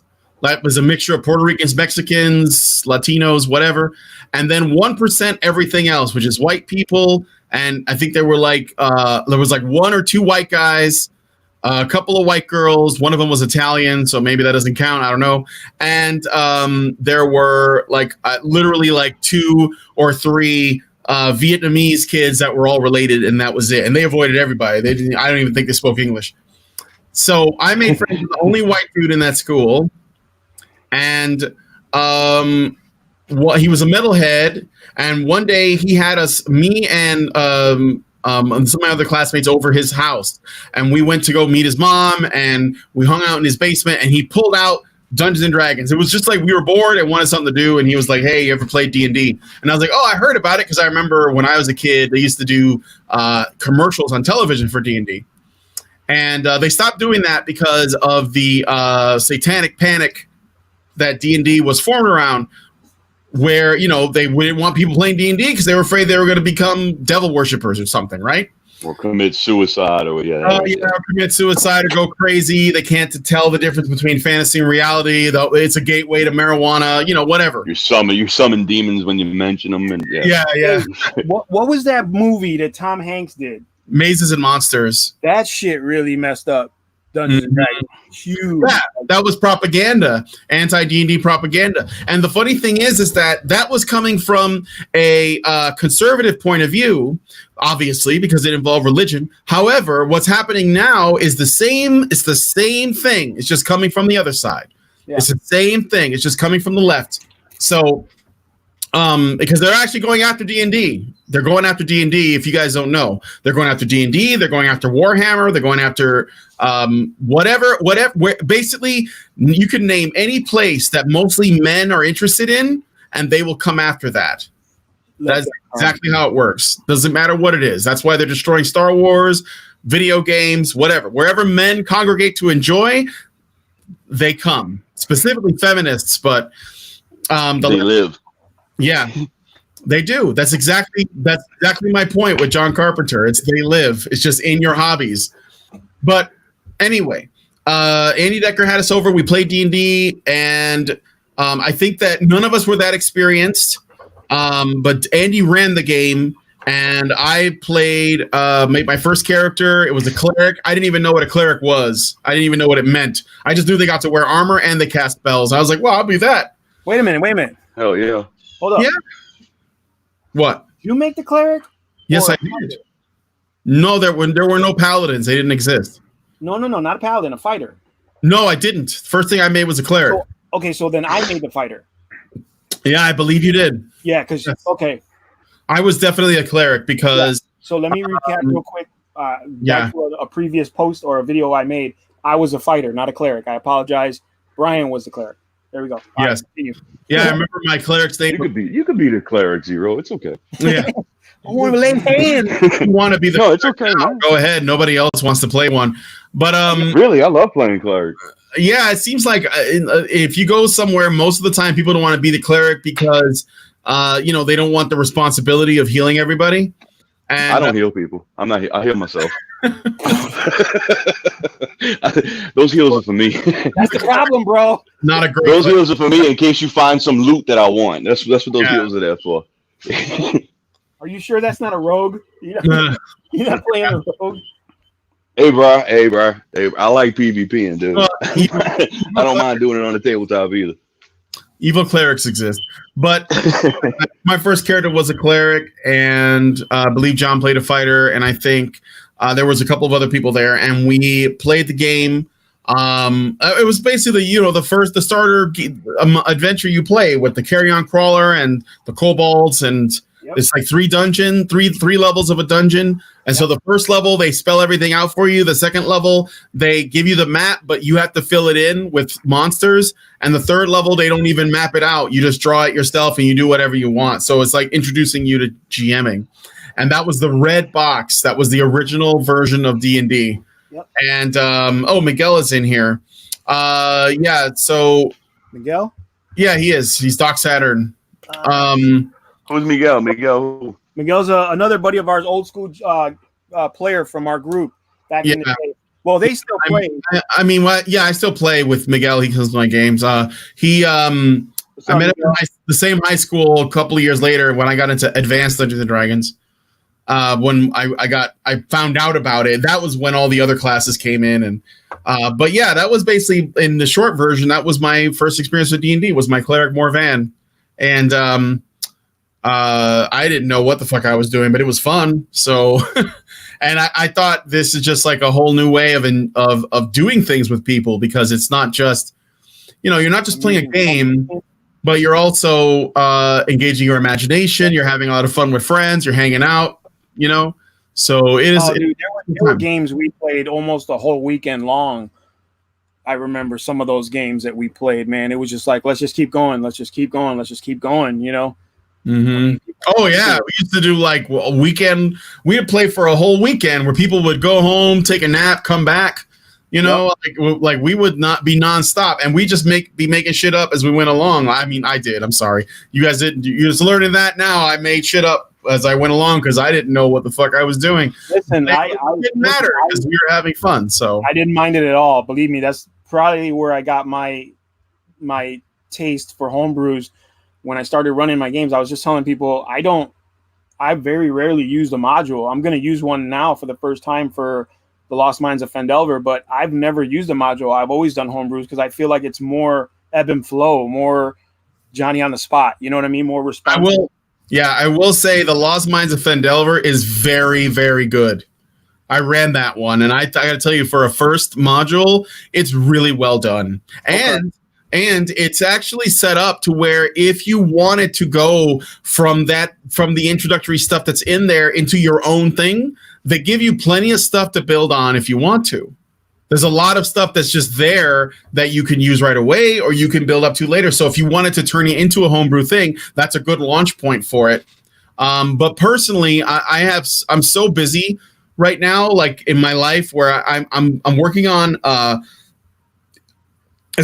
illustrating a comic book for someone, and then I have 2 more comics that I'm going to be making right after that's over with. I'm hosting my show, I'm running a game, and I'm working on stuff with my wife too. So with all of that going on, I just don't have time to create the kind of homebrew campaigns that I used to. So I just run the modules, but I do tweak them. I've actually had to tweak the last adventure I ran because I bought this book, and I don't know if I recommend it, but if you ever see Tales of the Yawning Portal, which is another adventure book you can get, it basically made 5th edition versions of older modules from like older editions. I would hesitate to buy that one because not all of the stuff in there is good. It's not like it's also been balanced for 5th edition. So some of the stuff is too easy. And, some of the stuff, a lot of stuff is just too easy because in 5th edition, players are a lot stronger than they used to be. They're really hard to kill. And because of that, it actually changes the level of threat. It's basically become more normie tier, sort of, It's got like a more forgiving system. And I'm conflicted about how I feel about it. Like on the one hand, it sucks when people can just die for no reason, just because they had bad luck on a dice roll. But on the other hand, I like when there's consequences to bad decisions. Yeah. So it's sort of hard to like find that balance. I think that in 5th though, they may have, I like the system overall a lot, but I think they may have overcompensated a little bit in terms of character survivability. Like my paladin in the party. Let me ask you something. Go ahead.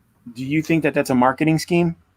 I think it is to get more players in and keep them in. Yep, I think that is. I was going to say that too because I watched this thing, and this goes back to this.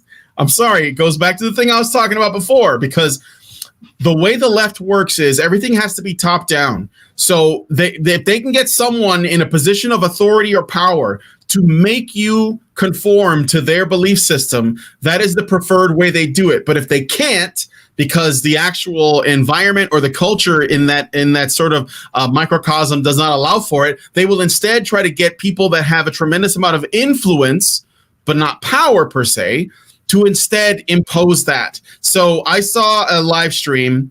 That D&D has made an enormous comeback, obviously, with 5th edition. So Stranger Things. Yeah, one of the that and a lot of like Hollywood actors coming out and saying, "I'm a huge nerd. I play D&D." But that's Brian. That's hashtag Stranger Things. If that show hadn't released the way it did, those actors would not have be as forthcoming. Now, with the exception of one I know of, Deborah Ann Wall. Well, not just her. She's been advocating for Dungeons and Dragons forever, and she always, has proposed it. Well, there's a few people. I know that Deborah Ann Wall's a nerd, but there's also that guy, the Italian guy from the first Spider-Man movie. Joe Magliano or something. Yeah, Maximum Italiano. Yeah. So, because he looks like a maxed out Italian, like just like muscles on top of muscles. Which is funny. When you look at him in Spider-Man, you're like, that's the same guy? Yeah, I know. And now he's doing fucking sexy flexy movies. What's that movie with the chicks? It's all from women. Matthew McConaughey, him, Channing Tatum. Magic Mike. There you go. Yeah, Magic Mike. He was in True Blood. Yep. But I saw him in True Blood. Yeah, I saw him in True Blood, and I was like, "Who is this fucking guy?" The only reason I liked the Justice League movie was because of Deathstroke at the end, and that he was Deathstroke. Is he Deathstroke? Yep. I haven't seen the Justice League movie. It's not a good movie, but he's at the very, very end of the movie, and I was like, he looks like the Arkham City version. I bet he does. Everyone in the Arkham games looks fucking jacked as fuck for some reason. Like they're all just like P90X, like everybody. I'm like, why is Batman so fucking swole in this? He's got to be, man. No. If a dude's swinging from vines, from building to building, he's got to be good, bro. He's keeping his arms up the entire time he's flying. You can't be a weak ass doing some shit like that. That guy looks like he carved up like every day. Like there's a difference between being cut and being like steroid beast, you know, like that's like it's a little. There were veins coming out of the costume. It's crazy, but anyway, doesn't matter. So what I was saying is, oh yeah, no, it's not just Joe Magdalene, but there's also, you said Deborah Ann Wall. There's that Joss Whedon, his friends, Will Wheaton, Matthew Lillard shot. Yeah, Matthew Lillard, Matt Mercer. There's a lot of them. And the thing is, it was a lot of these people. It was before Stranger Things, but I think that Stranger Things was seeing the people who were making that show, they saw that that's where the trend was, where the tide was going. And so they jumped on it. Because I remember when Geek was Chic was like a meme that was going on many years ago. Like when I was still hanging out with Matt, we go to Gen Con. And I haven't seen Matt in years because he kind of unpersoned me. But my point is this. I was watching a live stream, and on that live stream, they had Mike Merles and another guy named Matt, both of whom worked on D&D 4th edition and 5th edition. So they work at Wizards of the Coast. They designed the game, and they were on a stream with this dude whose name I can't remember, but I shit you not, he had a pink mohawk, and he was on there with Matt Mercer. And Matthew Mercer he's a voice actor. And he runs a D&D streaming show called Critical Role. Yep. Have you ever heard of Critical Role? Yeah, Felicia Day. That's another one. Felicia Day. That was the girl whose name I was trying to remember. I love Felicia Day. I loved her. She was on Supernatural. She's awesome, dude. She's awesome. I think she's cool. Don't say nothing bad. I'm not nothing bad about Felicia Day. I'm not. You know what? I won't do it now, but maybe one day I'll explain why I don't care for Felicia Day. Okay. But anyway, basically Felicia Day demonized the very people who made her famous. I'll just put it that way. But the point is this. They were on the stream and they were all talking about D&D and they were geeking out. And the guy who hosted the stream, he had his pink mohawk. And he is like, you know, anyway, he basically said that D&D has to move towards an audience that does not resemble the audience it has always had. Essentially, guys like us that have been playing D&D. But the way that he describes it is white guys. He's like, well, D&D has just got to look at this panel. Look at all these white men playing D&D that are talking about D&D. This is not what it should look like.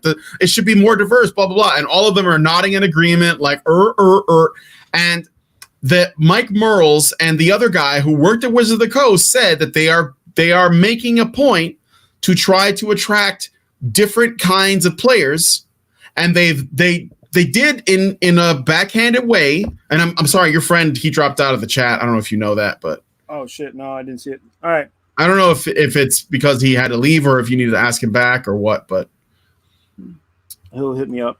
He'll hit me up if he's ready. All right. Hey, let me know if you're coming back, brother. He actually runs a small. He's got a small YouTube channel called Save or Die. I know. I watched a couple of his videos where he like 3D prints miniatures. Yeah. Cool. Yeah. It is pretty cool.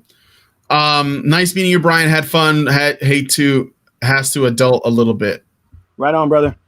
Oh, okay. Is he going to come back or no? Probably, maybe not. I don't know. We'll probably end before he does if he gets a chance. Oh, okay.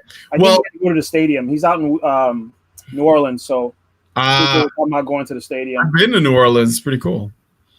But yeah, so they were on there and they were basically talking about how the face of Dungeons and Dragons players is too white and too male. And it has to be less of that, right? And they said it like it's, and not only, basically what they did was, in an offhanded way, they essentially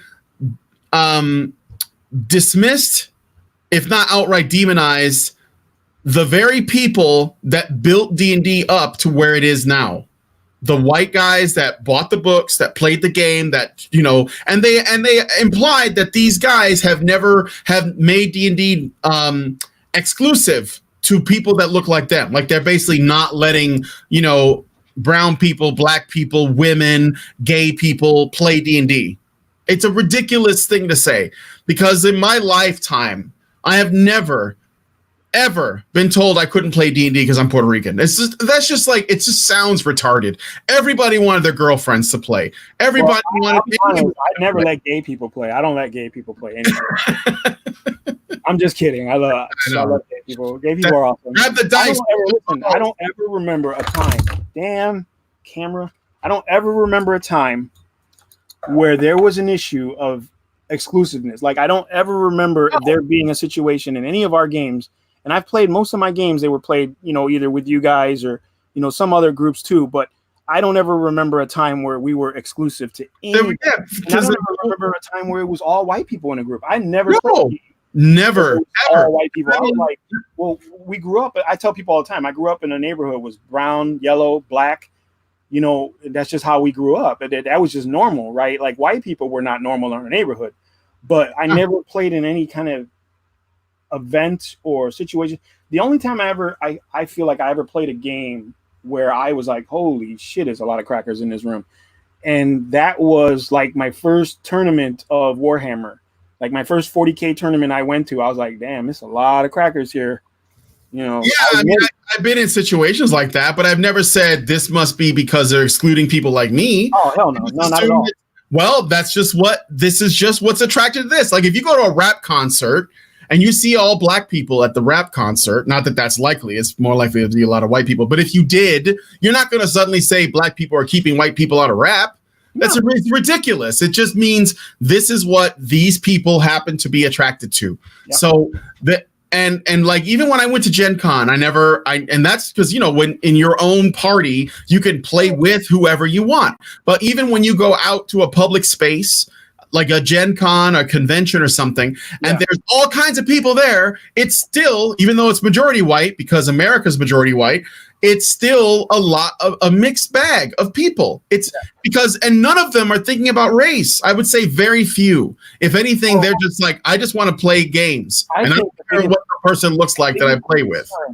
I've found at conventions, right? Like just speaking on conventions and gaming conventions to be exact, right? Because I've been to all kinds of conventions. But I find that in gaming conventions, the biggest concern is acceptance.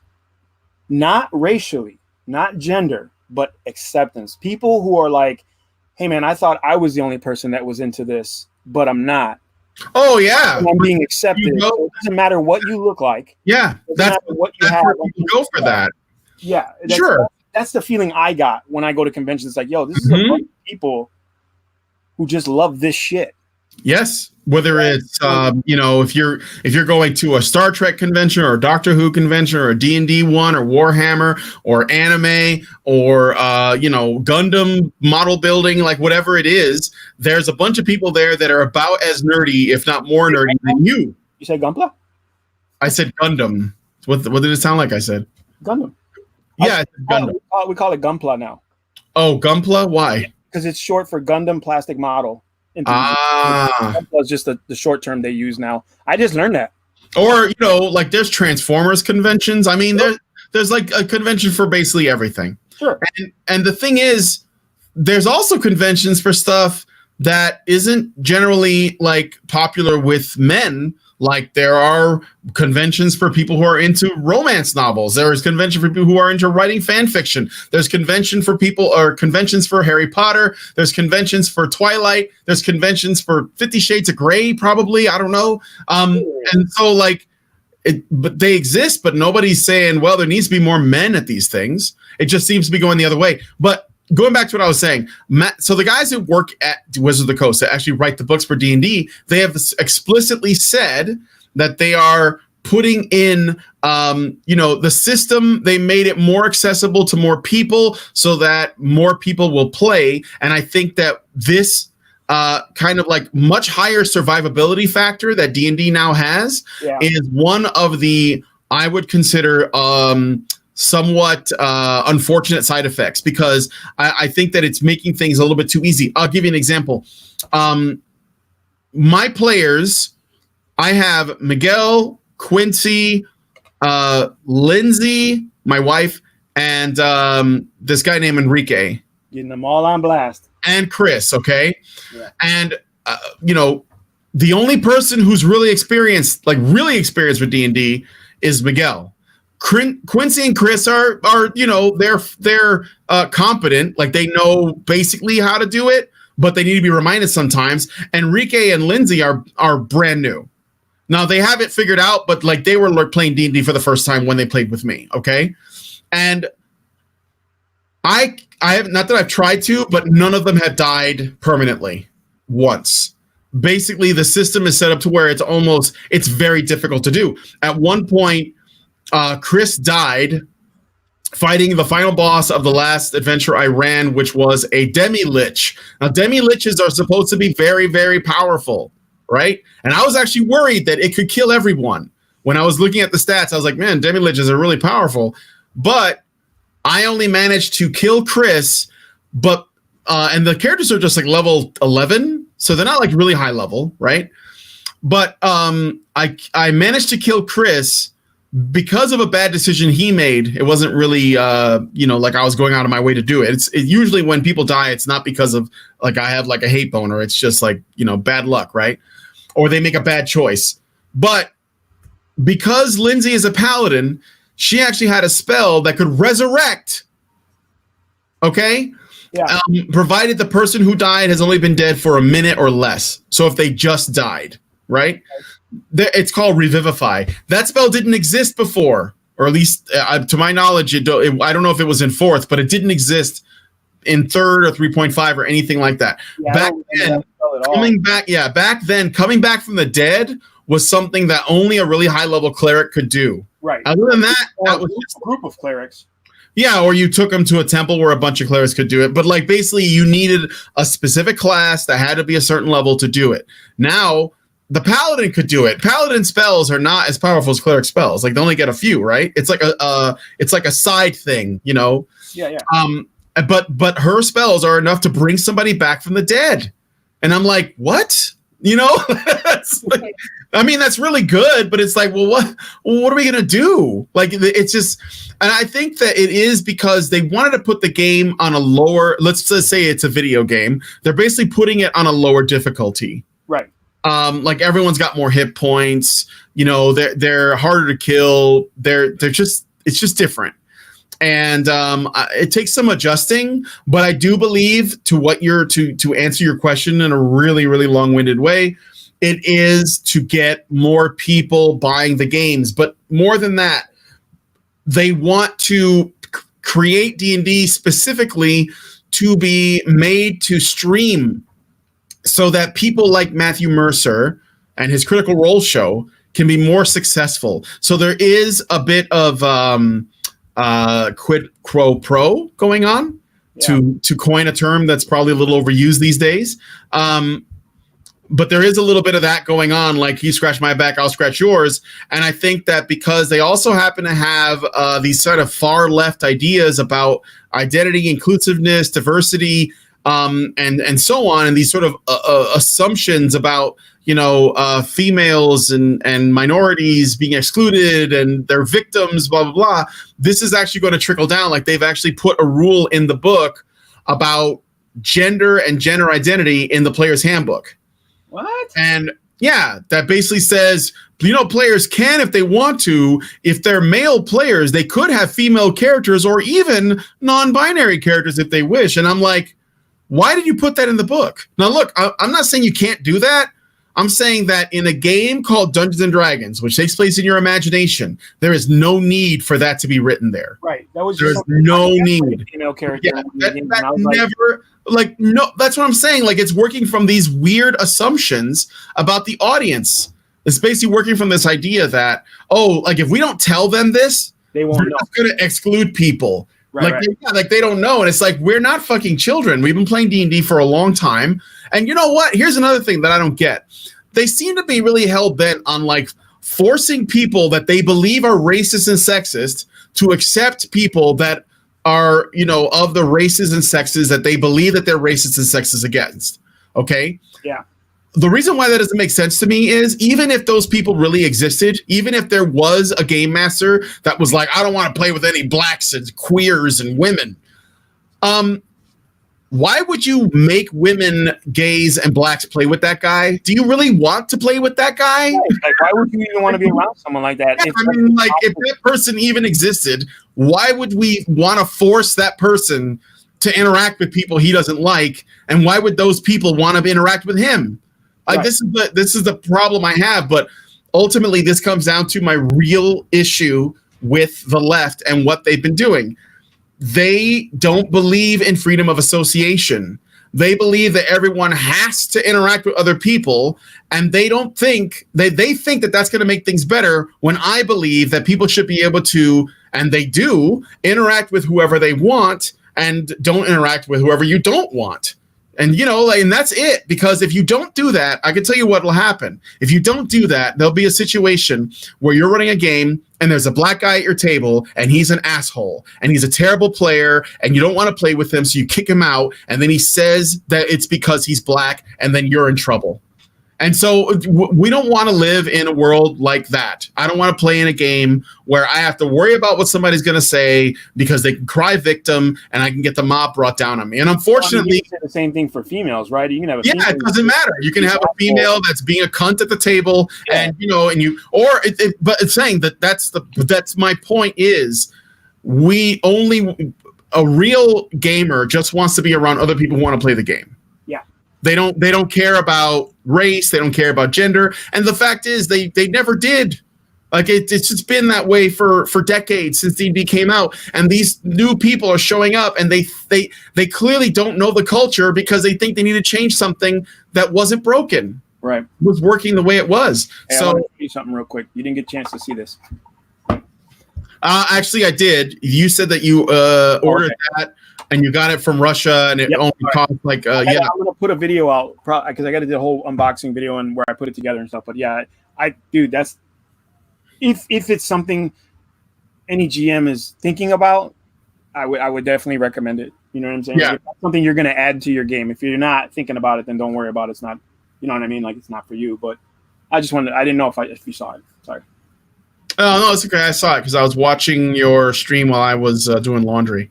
Gotcha. So, anyway, I'm gonna go away from that. But do you want me to say anything about D&D 5th edition in general? Well, because I've had some experience with it.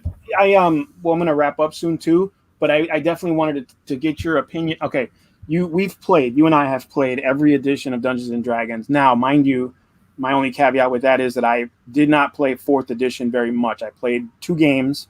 Yeah, I only played 4th for a little while. Yeah, I played one with Myron and Anna, and I played one with... I liked it a lot, but... Yeah, I didn't like the game. I didn't like the format. I didn't like the mechanics of the game. I felt like it was just way too video gamey and not enough D&D. And then the introduction of Dragonborns kind of bothered me too. I'm still on the fence about Dragonborns, only because... And I've explained this to other people. I could be completely wrong. My theory on Dragonborn is like when you add a creature like that into a player, you start removing the myth and mystique of that creature. Dragons. Right. So basically, dragons are diminished by the existence of Dragonborn. Yes. That's just my feeling. No, I don't disagree, and I played a Dragonborn when I played D&D 4th edition. So did I. I wanted to try it out. Yeah, I mean, what class did you make? I played Barbarian because that was the Dragonborn Barbarian. Yes, yeah, because that was. I mean, I play Fighters and Barbarians. It's my go-to character if I'm playing something new. It's what I'll go to. I like all the character classes now. I'm more familiar with them all, but my go-to in a game is those 2 classes because I don't have to do a lot of thinking for those classes. I can focus on role playing and the adventure and the story and all that stuff with those characters. Whereas with a wizard and a cleric, I focus more. I find myself drawn more towards what I'm doing and my spells and what I'm preparing and things like that. And is the party safe? Do I have enough potions for the party? Things like that. But with a fighter and a barbarian, I'm like, yo, I got one job, kid, and that's it. And that's all I have to do aside from which I'm more involved with role playing because as a DM, you're role playing everything. I've said it in a bunch of my videos. Like when it comes to Dungeons and Dragons, there's this unspoken rule that the dungeon master is responsible for everything in that game: miniatures, maps, modules, books. PCs, NPCs, monsters. You're responsible for everything. It's the DM's game to win. Whether or not people, it's a it's a collaborative effort. No, it's not. Those players have to just show up with their character sheet and their player's handbook and their miniature if you use them. And if you do use them, as I said before to you fucking players, get them. Stop being assholes. Go get your goddamn miniature. Make sure you have your rule book, your dice, and your character sheet. That's all you got to do. Mm-hmm. The professor takes care of everything else aside from cook you a meal. And sometimes they do that. So, coming from a DM, going back to a player, I realized, well, I'm more attracted to the stories now, to the role-playing development of the characters and the plot twists and who's the monster, who's the enemy, who is it, just a typical dragon running the show, or is it some demons, or what I'm saying? Like, I'm more involved with that because I spun those webs. So I'm like, where do those webs lead when a dungeon master says, okay, you enter a town, So I think I went with the Dragonborn barbarian because it was just like, well, I'm learning the Dragonborn, but I know a barbarian. Sure. Yeah. Like I said, I was like, it was a red dragon. I was like, well, I don't think the scariest monster in the game is scary anymore to me because I am part of that monster. Right? Like, that's like saying it loses it. Like, I know what you mean. It loses it. Like you said, it loses its mystique. There's something about dragons that should be epic and out of reach and shrouded in mystery, even though you as a person know that they're out there and you probably even know the stats, the colors, all that shit. But there's something so grandiose about dragons that when you can be something that's part dragon, it just sort of it's like takes away the mystery. They're like tieflings, and like tieflings, yep. They have a little bit of devil in them, a little bit of demon in them, and back when we were young, we thought of devils and demons. That was like endgame shit. That was like shit you weren't going to see until you were going into hell itself. True words never spoken. My last campaign, the only successful campaign I ran that went from start to finish, ended with a portal to hell and an army of demons and devils, and that was the end of the game. They didn't even do the battle. Because I gave them an option. Do you guys want to have the battle, or do you just want to call it a day and you guys are epic level at this point and you can your characters will continue on in this realm? And that's what they decided, because they were like, well, we don't need to do this huge gigantic demon battle because they were gonna win that encounter anyway. They just had the numbers, But that's, like you said, that's the end game. When you see those things, those are end game. But now when it's part of the group, it's no longer a threat. It's no longer a scary thing. It's like, oh, well, we got one here too. We've seen her since 10th level or first level. So fuck your demons. You know what I'm saying? Yeah. That's just my thought. But I hear you. My original query was, we played every single edition. With 5th edition, one, what is your favorite edition? And two, why? Well, I want to say in 4th edition, I played a Dragonborn Paladin for the very first demo of 4th edition D&D, but my first real character I made myself was a Dragonborn Monk, because you gotta do that. That's just badass. And my monk was the shit. That's the thing about 4th, is that monks are the shit in that edition. Not now, though.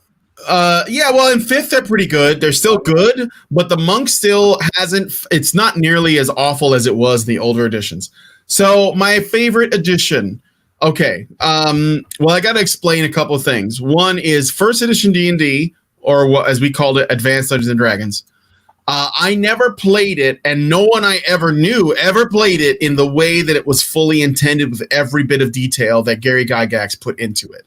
So with that said, I'm working from a kind of, less complicated version of the original 1st edition. I'm considering it from that perspective. But I honestly think that despite my complaints about 5th edition's over survivability issue, which I think can be corrected with some homebrew rules, I do believe that 5th edition is the best version. Okay. And the reason is because it does empower the players.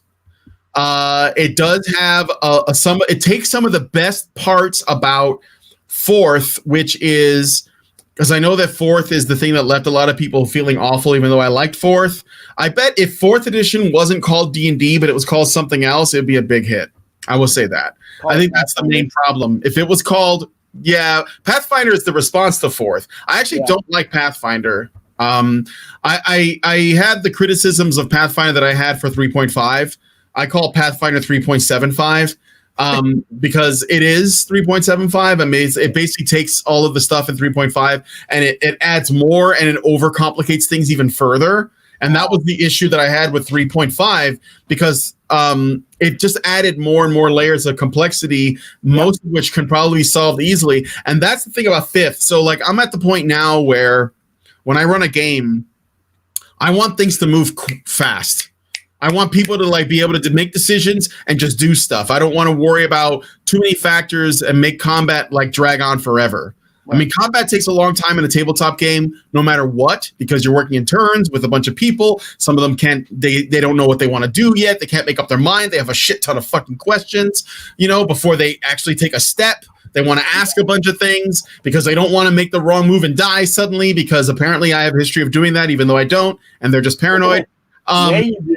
No, I don't. No, I'm talking about players that have never even played with me before, but they've had games with DMs that are so adversarial, apparently, that they ever remember. I'll be honest. I don't ever remember. And I'm not tooting any horns here. I don't ever remember a situation in any game where we did not die due to your presentation of the game. Because I was like, I want to kill you. Right. It was usually somebody in the group who was out for their own.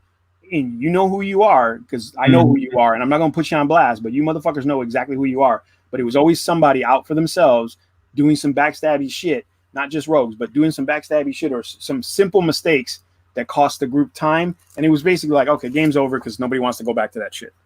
Yeah, exactly. Yeah. Oh yeah, no, I've had that the poisoning of the well and that kind of thing. That's always on the players, but because of all of that experience, I want to move combat and action in the game as fast as possible. And I think that 5th edition solved that problem. So in 1st edition, there's a lot of stuff that they didn't even have rules for. They didn't have skills. They didn't exist. It was just like rogue abilities, which were all percentile, and it was needlessly complex. The armor class system always threw people off, even though I got it. But it always messed with people. It was overly complicated. When 2nd edition came out, it didn't really correct anything.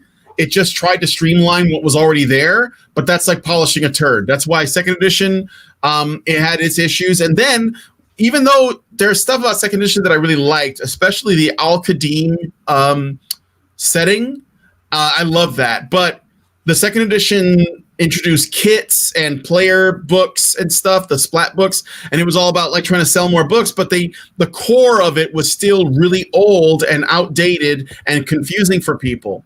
When 3rd edition came out, that was probably the biggest leap forward that D&D had done. Oh yeah.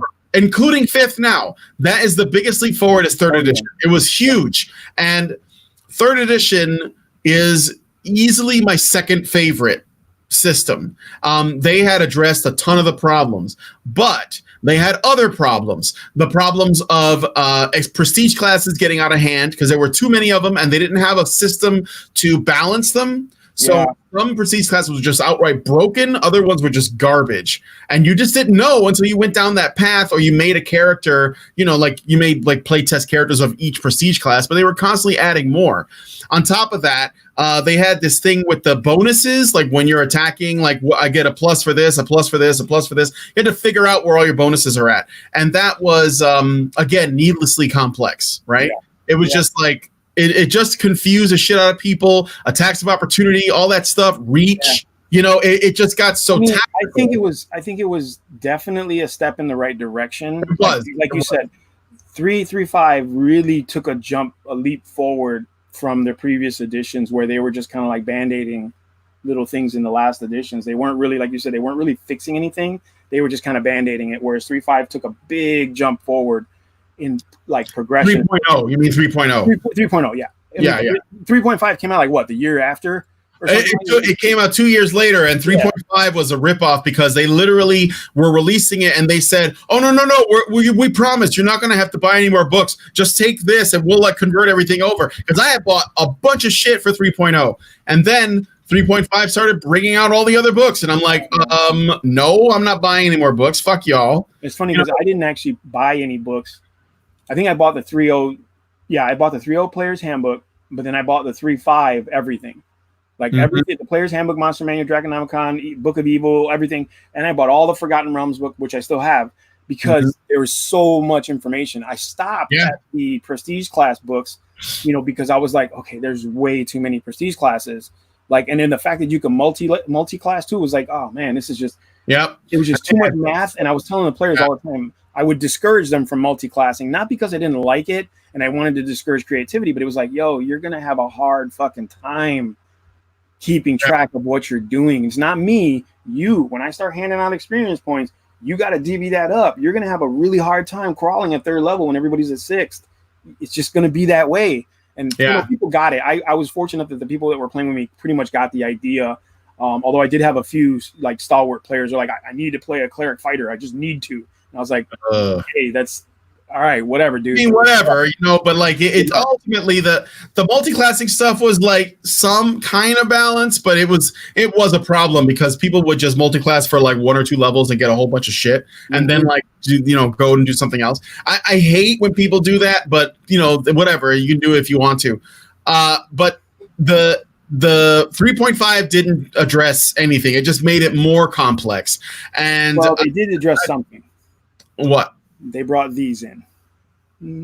Oh, the miniatures? Yep. Oh, no, the miniatures are my favorite edition. Yeah. Honestly, hand to God, it was my favorite edition of the game because it alleviated the problem. I'm going to give you an example. I don't remember if it was a rogue, but it was one of our players. You know who he was. You had the module set up. There was an evil spellcaster behind the door in a hallway, like a grand hall, waiting for us with a spell cocked and locked. He was waiting. The player opened the door, swung the door open, and he got blasted with a fireball. Then the player jumped up and argued and said, no, I was hiding behind the door. I was over here when I wouldn't swing the door open and just stand there. And there was a whole hour to 2 hour long argument about where the player was. And we all just basically debated until we got to the point where we voted and said, no, you were in front of the door. You took the damage. And then it spoiled the game for everybody because he got in a bad mood and it ruined it. This introduction of miniatures just wiped all that out the table. You don't have an argument to stand on. If this is where your mini is, that's where you moved him. That's where he is. Period. Yeah. I like that. I'm a miniature fan. So I get that. I think that the theater of the mind stuff, it can be difficult if you have difficult players, but it's probably better if you just don't play with those people. And but like the thing is that I will grant you that the miniatures is very helpful because I use them so today because you can use them in 5th edition as well, but it's not as much of a handicap because like the thing about 3.5 and 3.0 and 4th was that they were really, really dependent on miniatures. So for people who didn't want them, couldn't get them, whatever, they didn't have the option. They had to figure out something else. They had to like work out another way to sort of determine what was going on in combat. And again, if you had people like that were going to like try to twist reality so that they can avoid any consequences, well, you weren't going to really have any fun. So I did like 3.0 a lot, and I still do. I liked 4.0, despite the fact that it was even more tactical than 3.0 was, because they literally didn't even count in feet anymore. They were counting in squares. That was like movement was done in squares. Yeah, and I didn't mind that. Easier. The thing about 4th that I really love is to do with how they balance the classes, because they were probably the most balanced classes that from my experience of 4th that I was able to see. And they had it broken down in this really simple system of, okay, you have what do they call them? They're like tanks.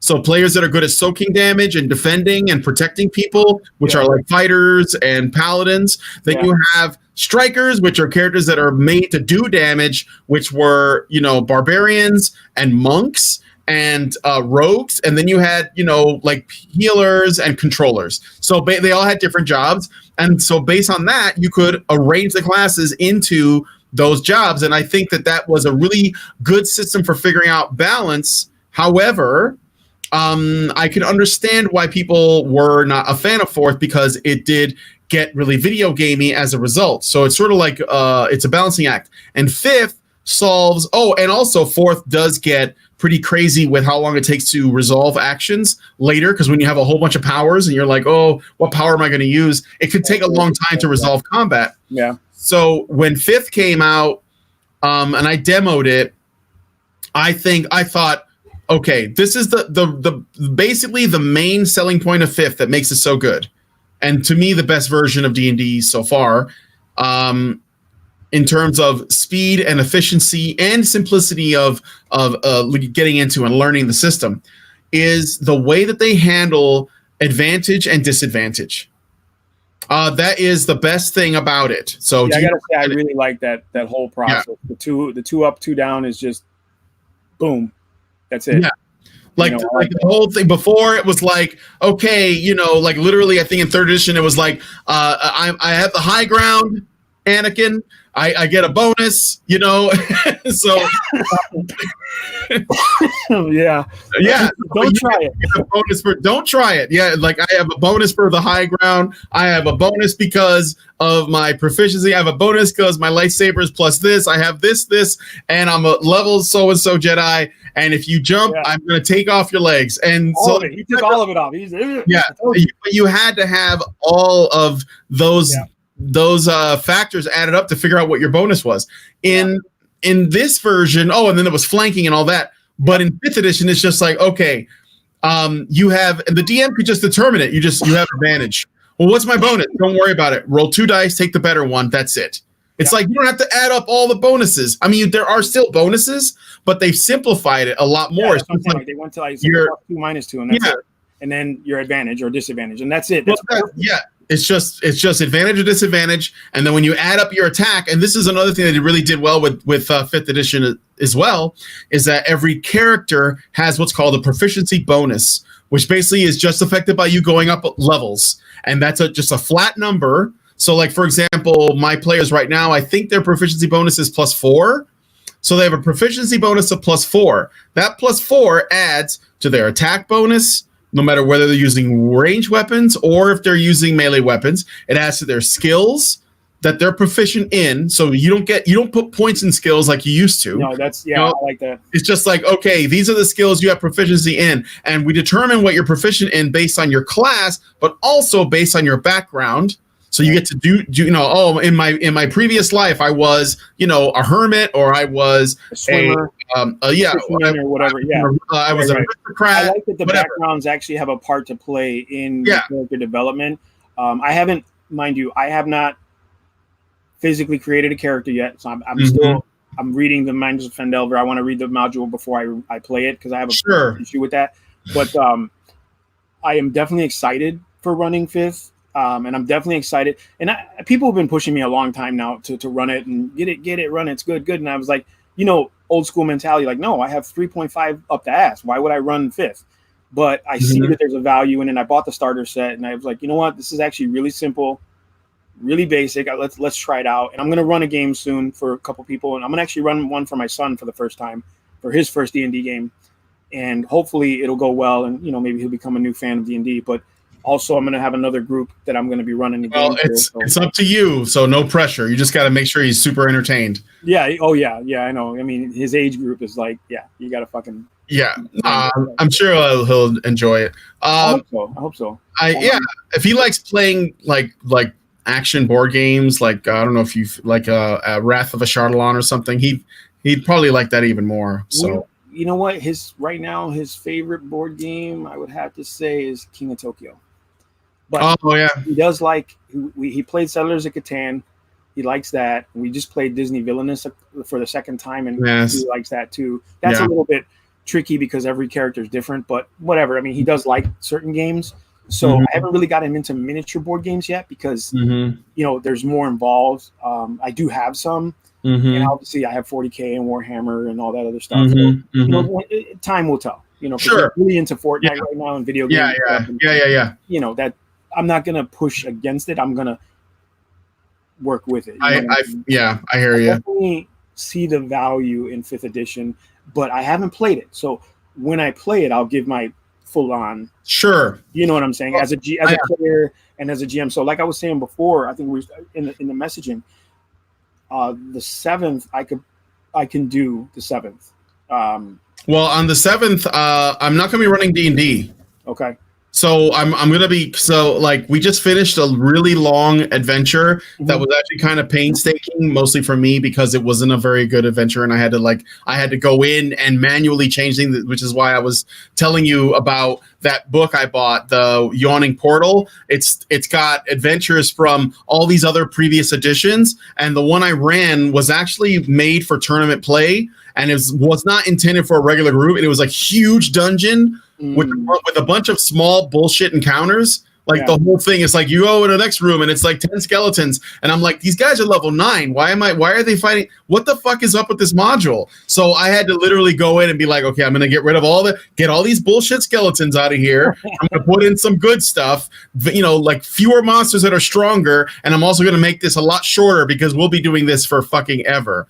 Yeah. So we finally got through that. And I decided that I really wanted to demo a couple of other games. So before we move on to the next D&D adventure, I'm going to run Cyberpunk Red because I've been wanting to demo the new Cyberpunk, and I have the box set for it.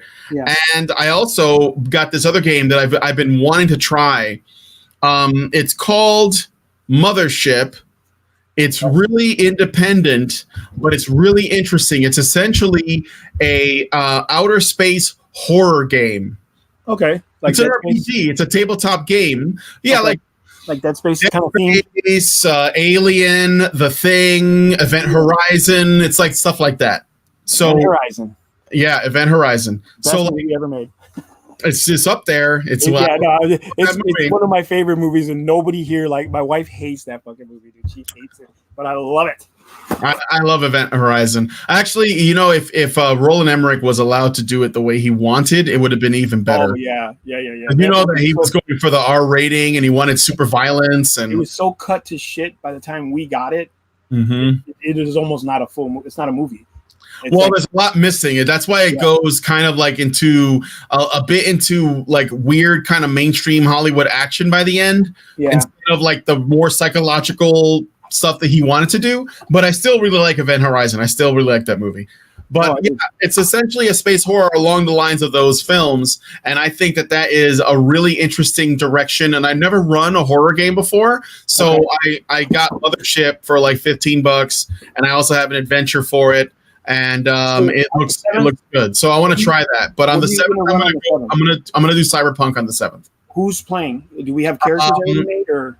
Yeah, so the box comes with pre-made characters. The only thing that you do is they have sets of six different sets of stats. So you roll a d6 and you get like a set of stats based on what you get. So for example, in theory, you can have 6 different solos with each one with their own stats. I don't want that. I want people, because the problem with the old Cyberpunk was if you weren't a solo, you were kind of shit. Yep. So in this one, they supposedly balance the character classes a lot more so that they're more useful in combat. So like Netrunners can do stuff in combat now. Okay. That's specifically connected to their skills. And like Fixers and the techs. There's a Fixer, a tech, a Rocker Boy, a Solo, and a Nomad that comes with it. So it's like 5. What was the Rocker Boy? What was the Rocker Boys? Rocker Boys were leader types. They were like, I would say they're like bards.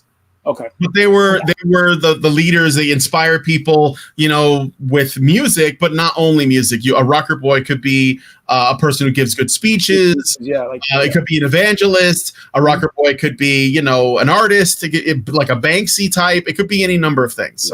So I was thinking, and I know my normal role is to play a fighter, right? Like that's my normal go-to. Sure.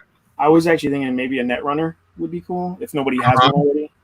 Well, I don't remember if anyone's called dibs on that, but I did tell people that considering the box set only has 5 characters, there will be duplicates. So there will be at least 2 of something, for 2 of the classes. So how long do you guys wind up usually play? Because, getting home and stuff like that, I'll probably Uber home, but I just wanted to give her an idea of what time I'll be home, because we got some volunteering to do in the morning. And then I hear you. Yeah, we don't usually do that in the morning. What normally happens is the guys start trickling in around 3 o'clock, and we usually start around 5, and then we go until like 10.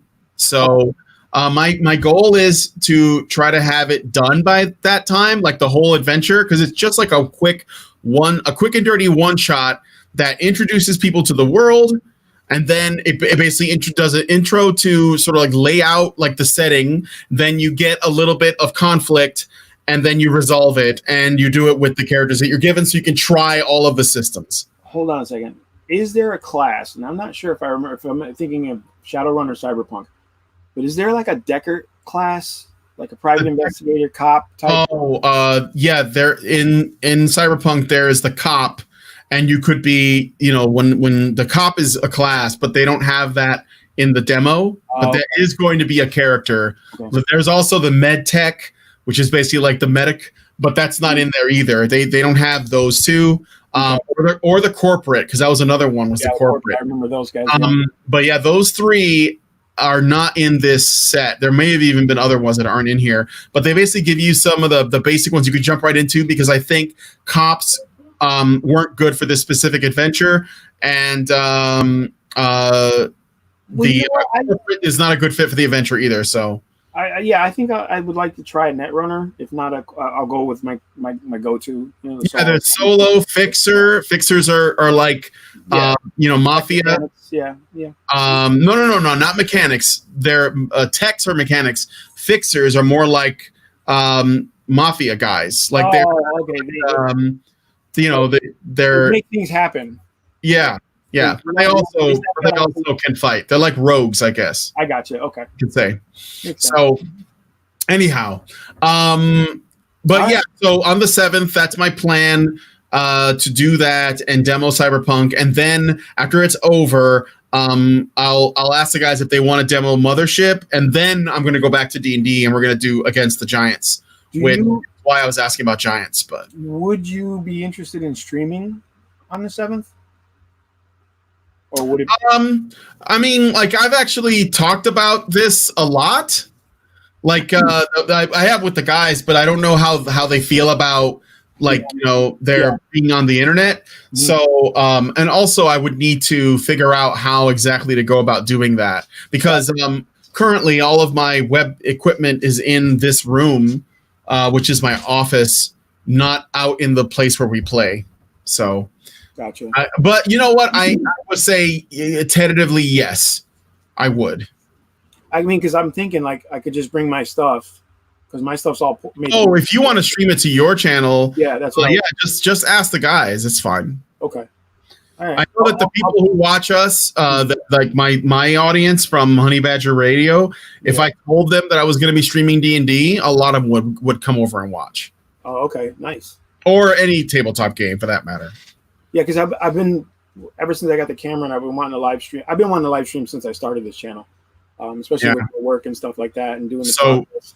But I would like to. I'm gonna stream when I actually settle into the full-on D&D game. I'll be streaming that for sure. If YouTube doesn't take a shit, or I'll do it on Twitch if I can. But I definitely, one of my goals was to set up so I could do streaming for D&D. Yeah. I mean, I know there's only a few channels that do it, and they're really big right now, like Matt Mercer and all them. But lots of people do it, and you know what? The thing is that I don't want Matt Mercer to be the guy. I don't either. So, like, why? Yeah, that's why I've been like deeply considering streaming my own D&D games, because he shouldn't. Just because he's like some quasi famous voice actor that has the pull to get like other actors to be on his show doesn't necessarily mean that I shouldn't be doing my own thing. So. I don't. Okay, here's my thing, and I'm not a hater or nothing like that. Yeah.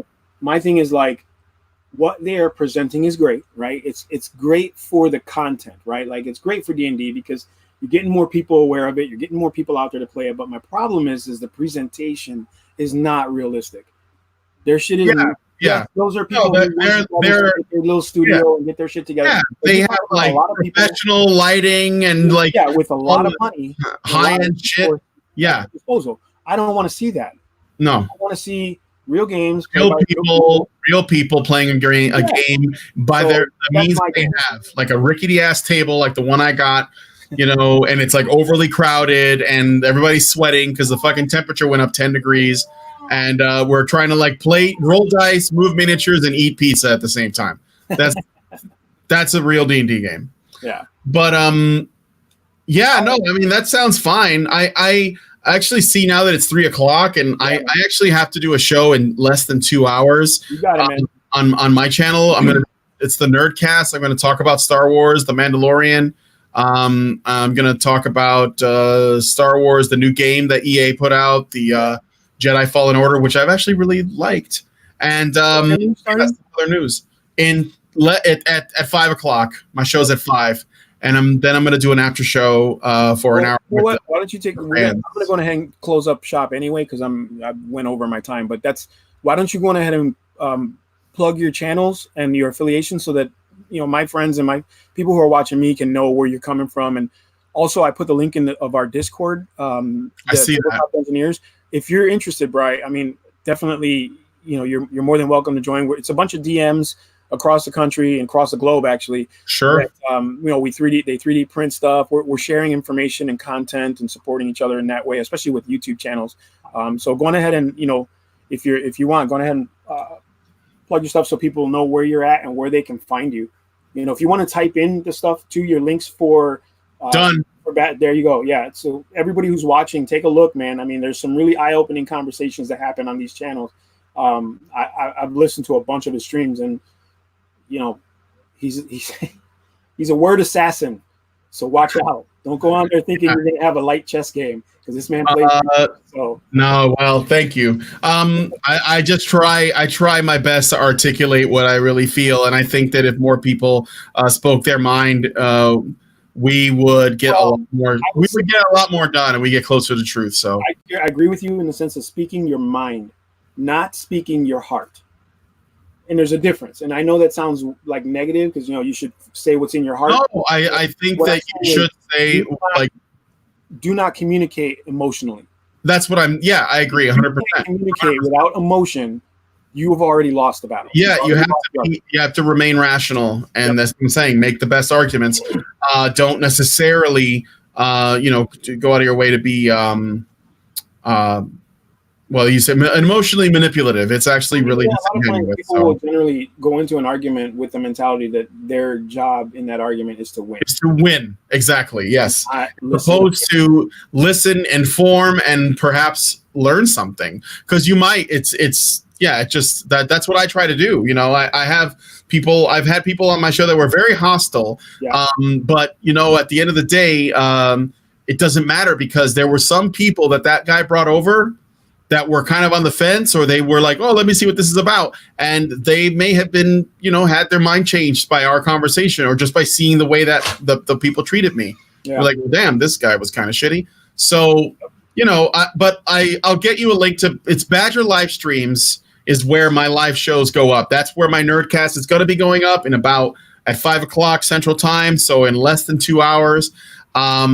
And it is Honey Badger Radio for the main channel. Most of the content there is not mine. It's put on by my boss, but it is I would say that in some ways it's even better content because it's shorter, more concise, although it gets really deep and cerebral and maybe, hard to follow. It doesn't have a lot to do with games, or gaming or hobbies. But right.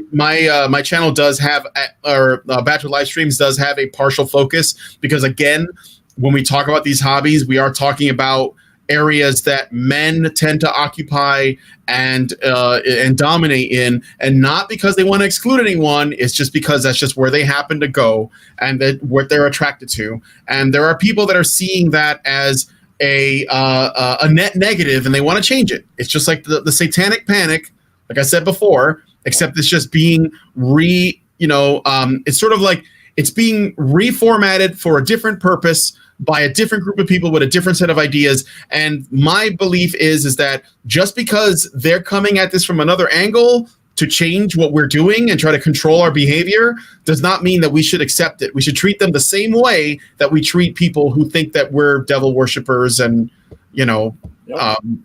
I don't know, whatever it is that they used to. Yeah. Even my mom still does that. She still thinks that, I remember the day we came home from school and all your books were at the bottom of the stairs on a pile in the floor. Yeah. I don't know if she was going to burn them or if she was going to throw them out, but she was livid. I remember her being livid about those books and the content of the Dungeons and Dragons books and the Monster Manual. Mm-hmm. Out of control. She thought she caught me like you could have sworn that was a stack of penthouses. Yeah, or worse. She acted or worse. And yeah. I was like, yo, I've been caught with porn and had less trouble than this, you know. And I couldn't believe that was happening, but it did happen. I mean, like I think I tell people all the time, I was playing D&D when it was not cool to play D&D. Yeah. You know, so it wasn't, and that's the thing. Like it was through our efforts that we've made D&D cool to play. Yes. It was because of people like us, and now the same people are the ones being pushed out of D&D. Yep. They're pushing us out, and this is why I'm rebelling against it. And this is not just in D&D, and I'm going to be done after this. No, you're right. It's in D&D, it's in comics, it's in film, it's in video games, it's all over. It's any space that men occupy. And they occupy in like the majority, it's a problem. These people can't stand that. And, you know, that's it. I'm going to get off my soapbox. But I'll give you the links to the stuff. I'll put it in. I don't know what room, because it looks like this is a pretty busy Discord with lots of rooms.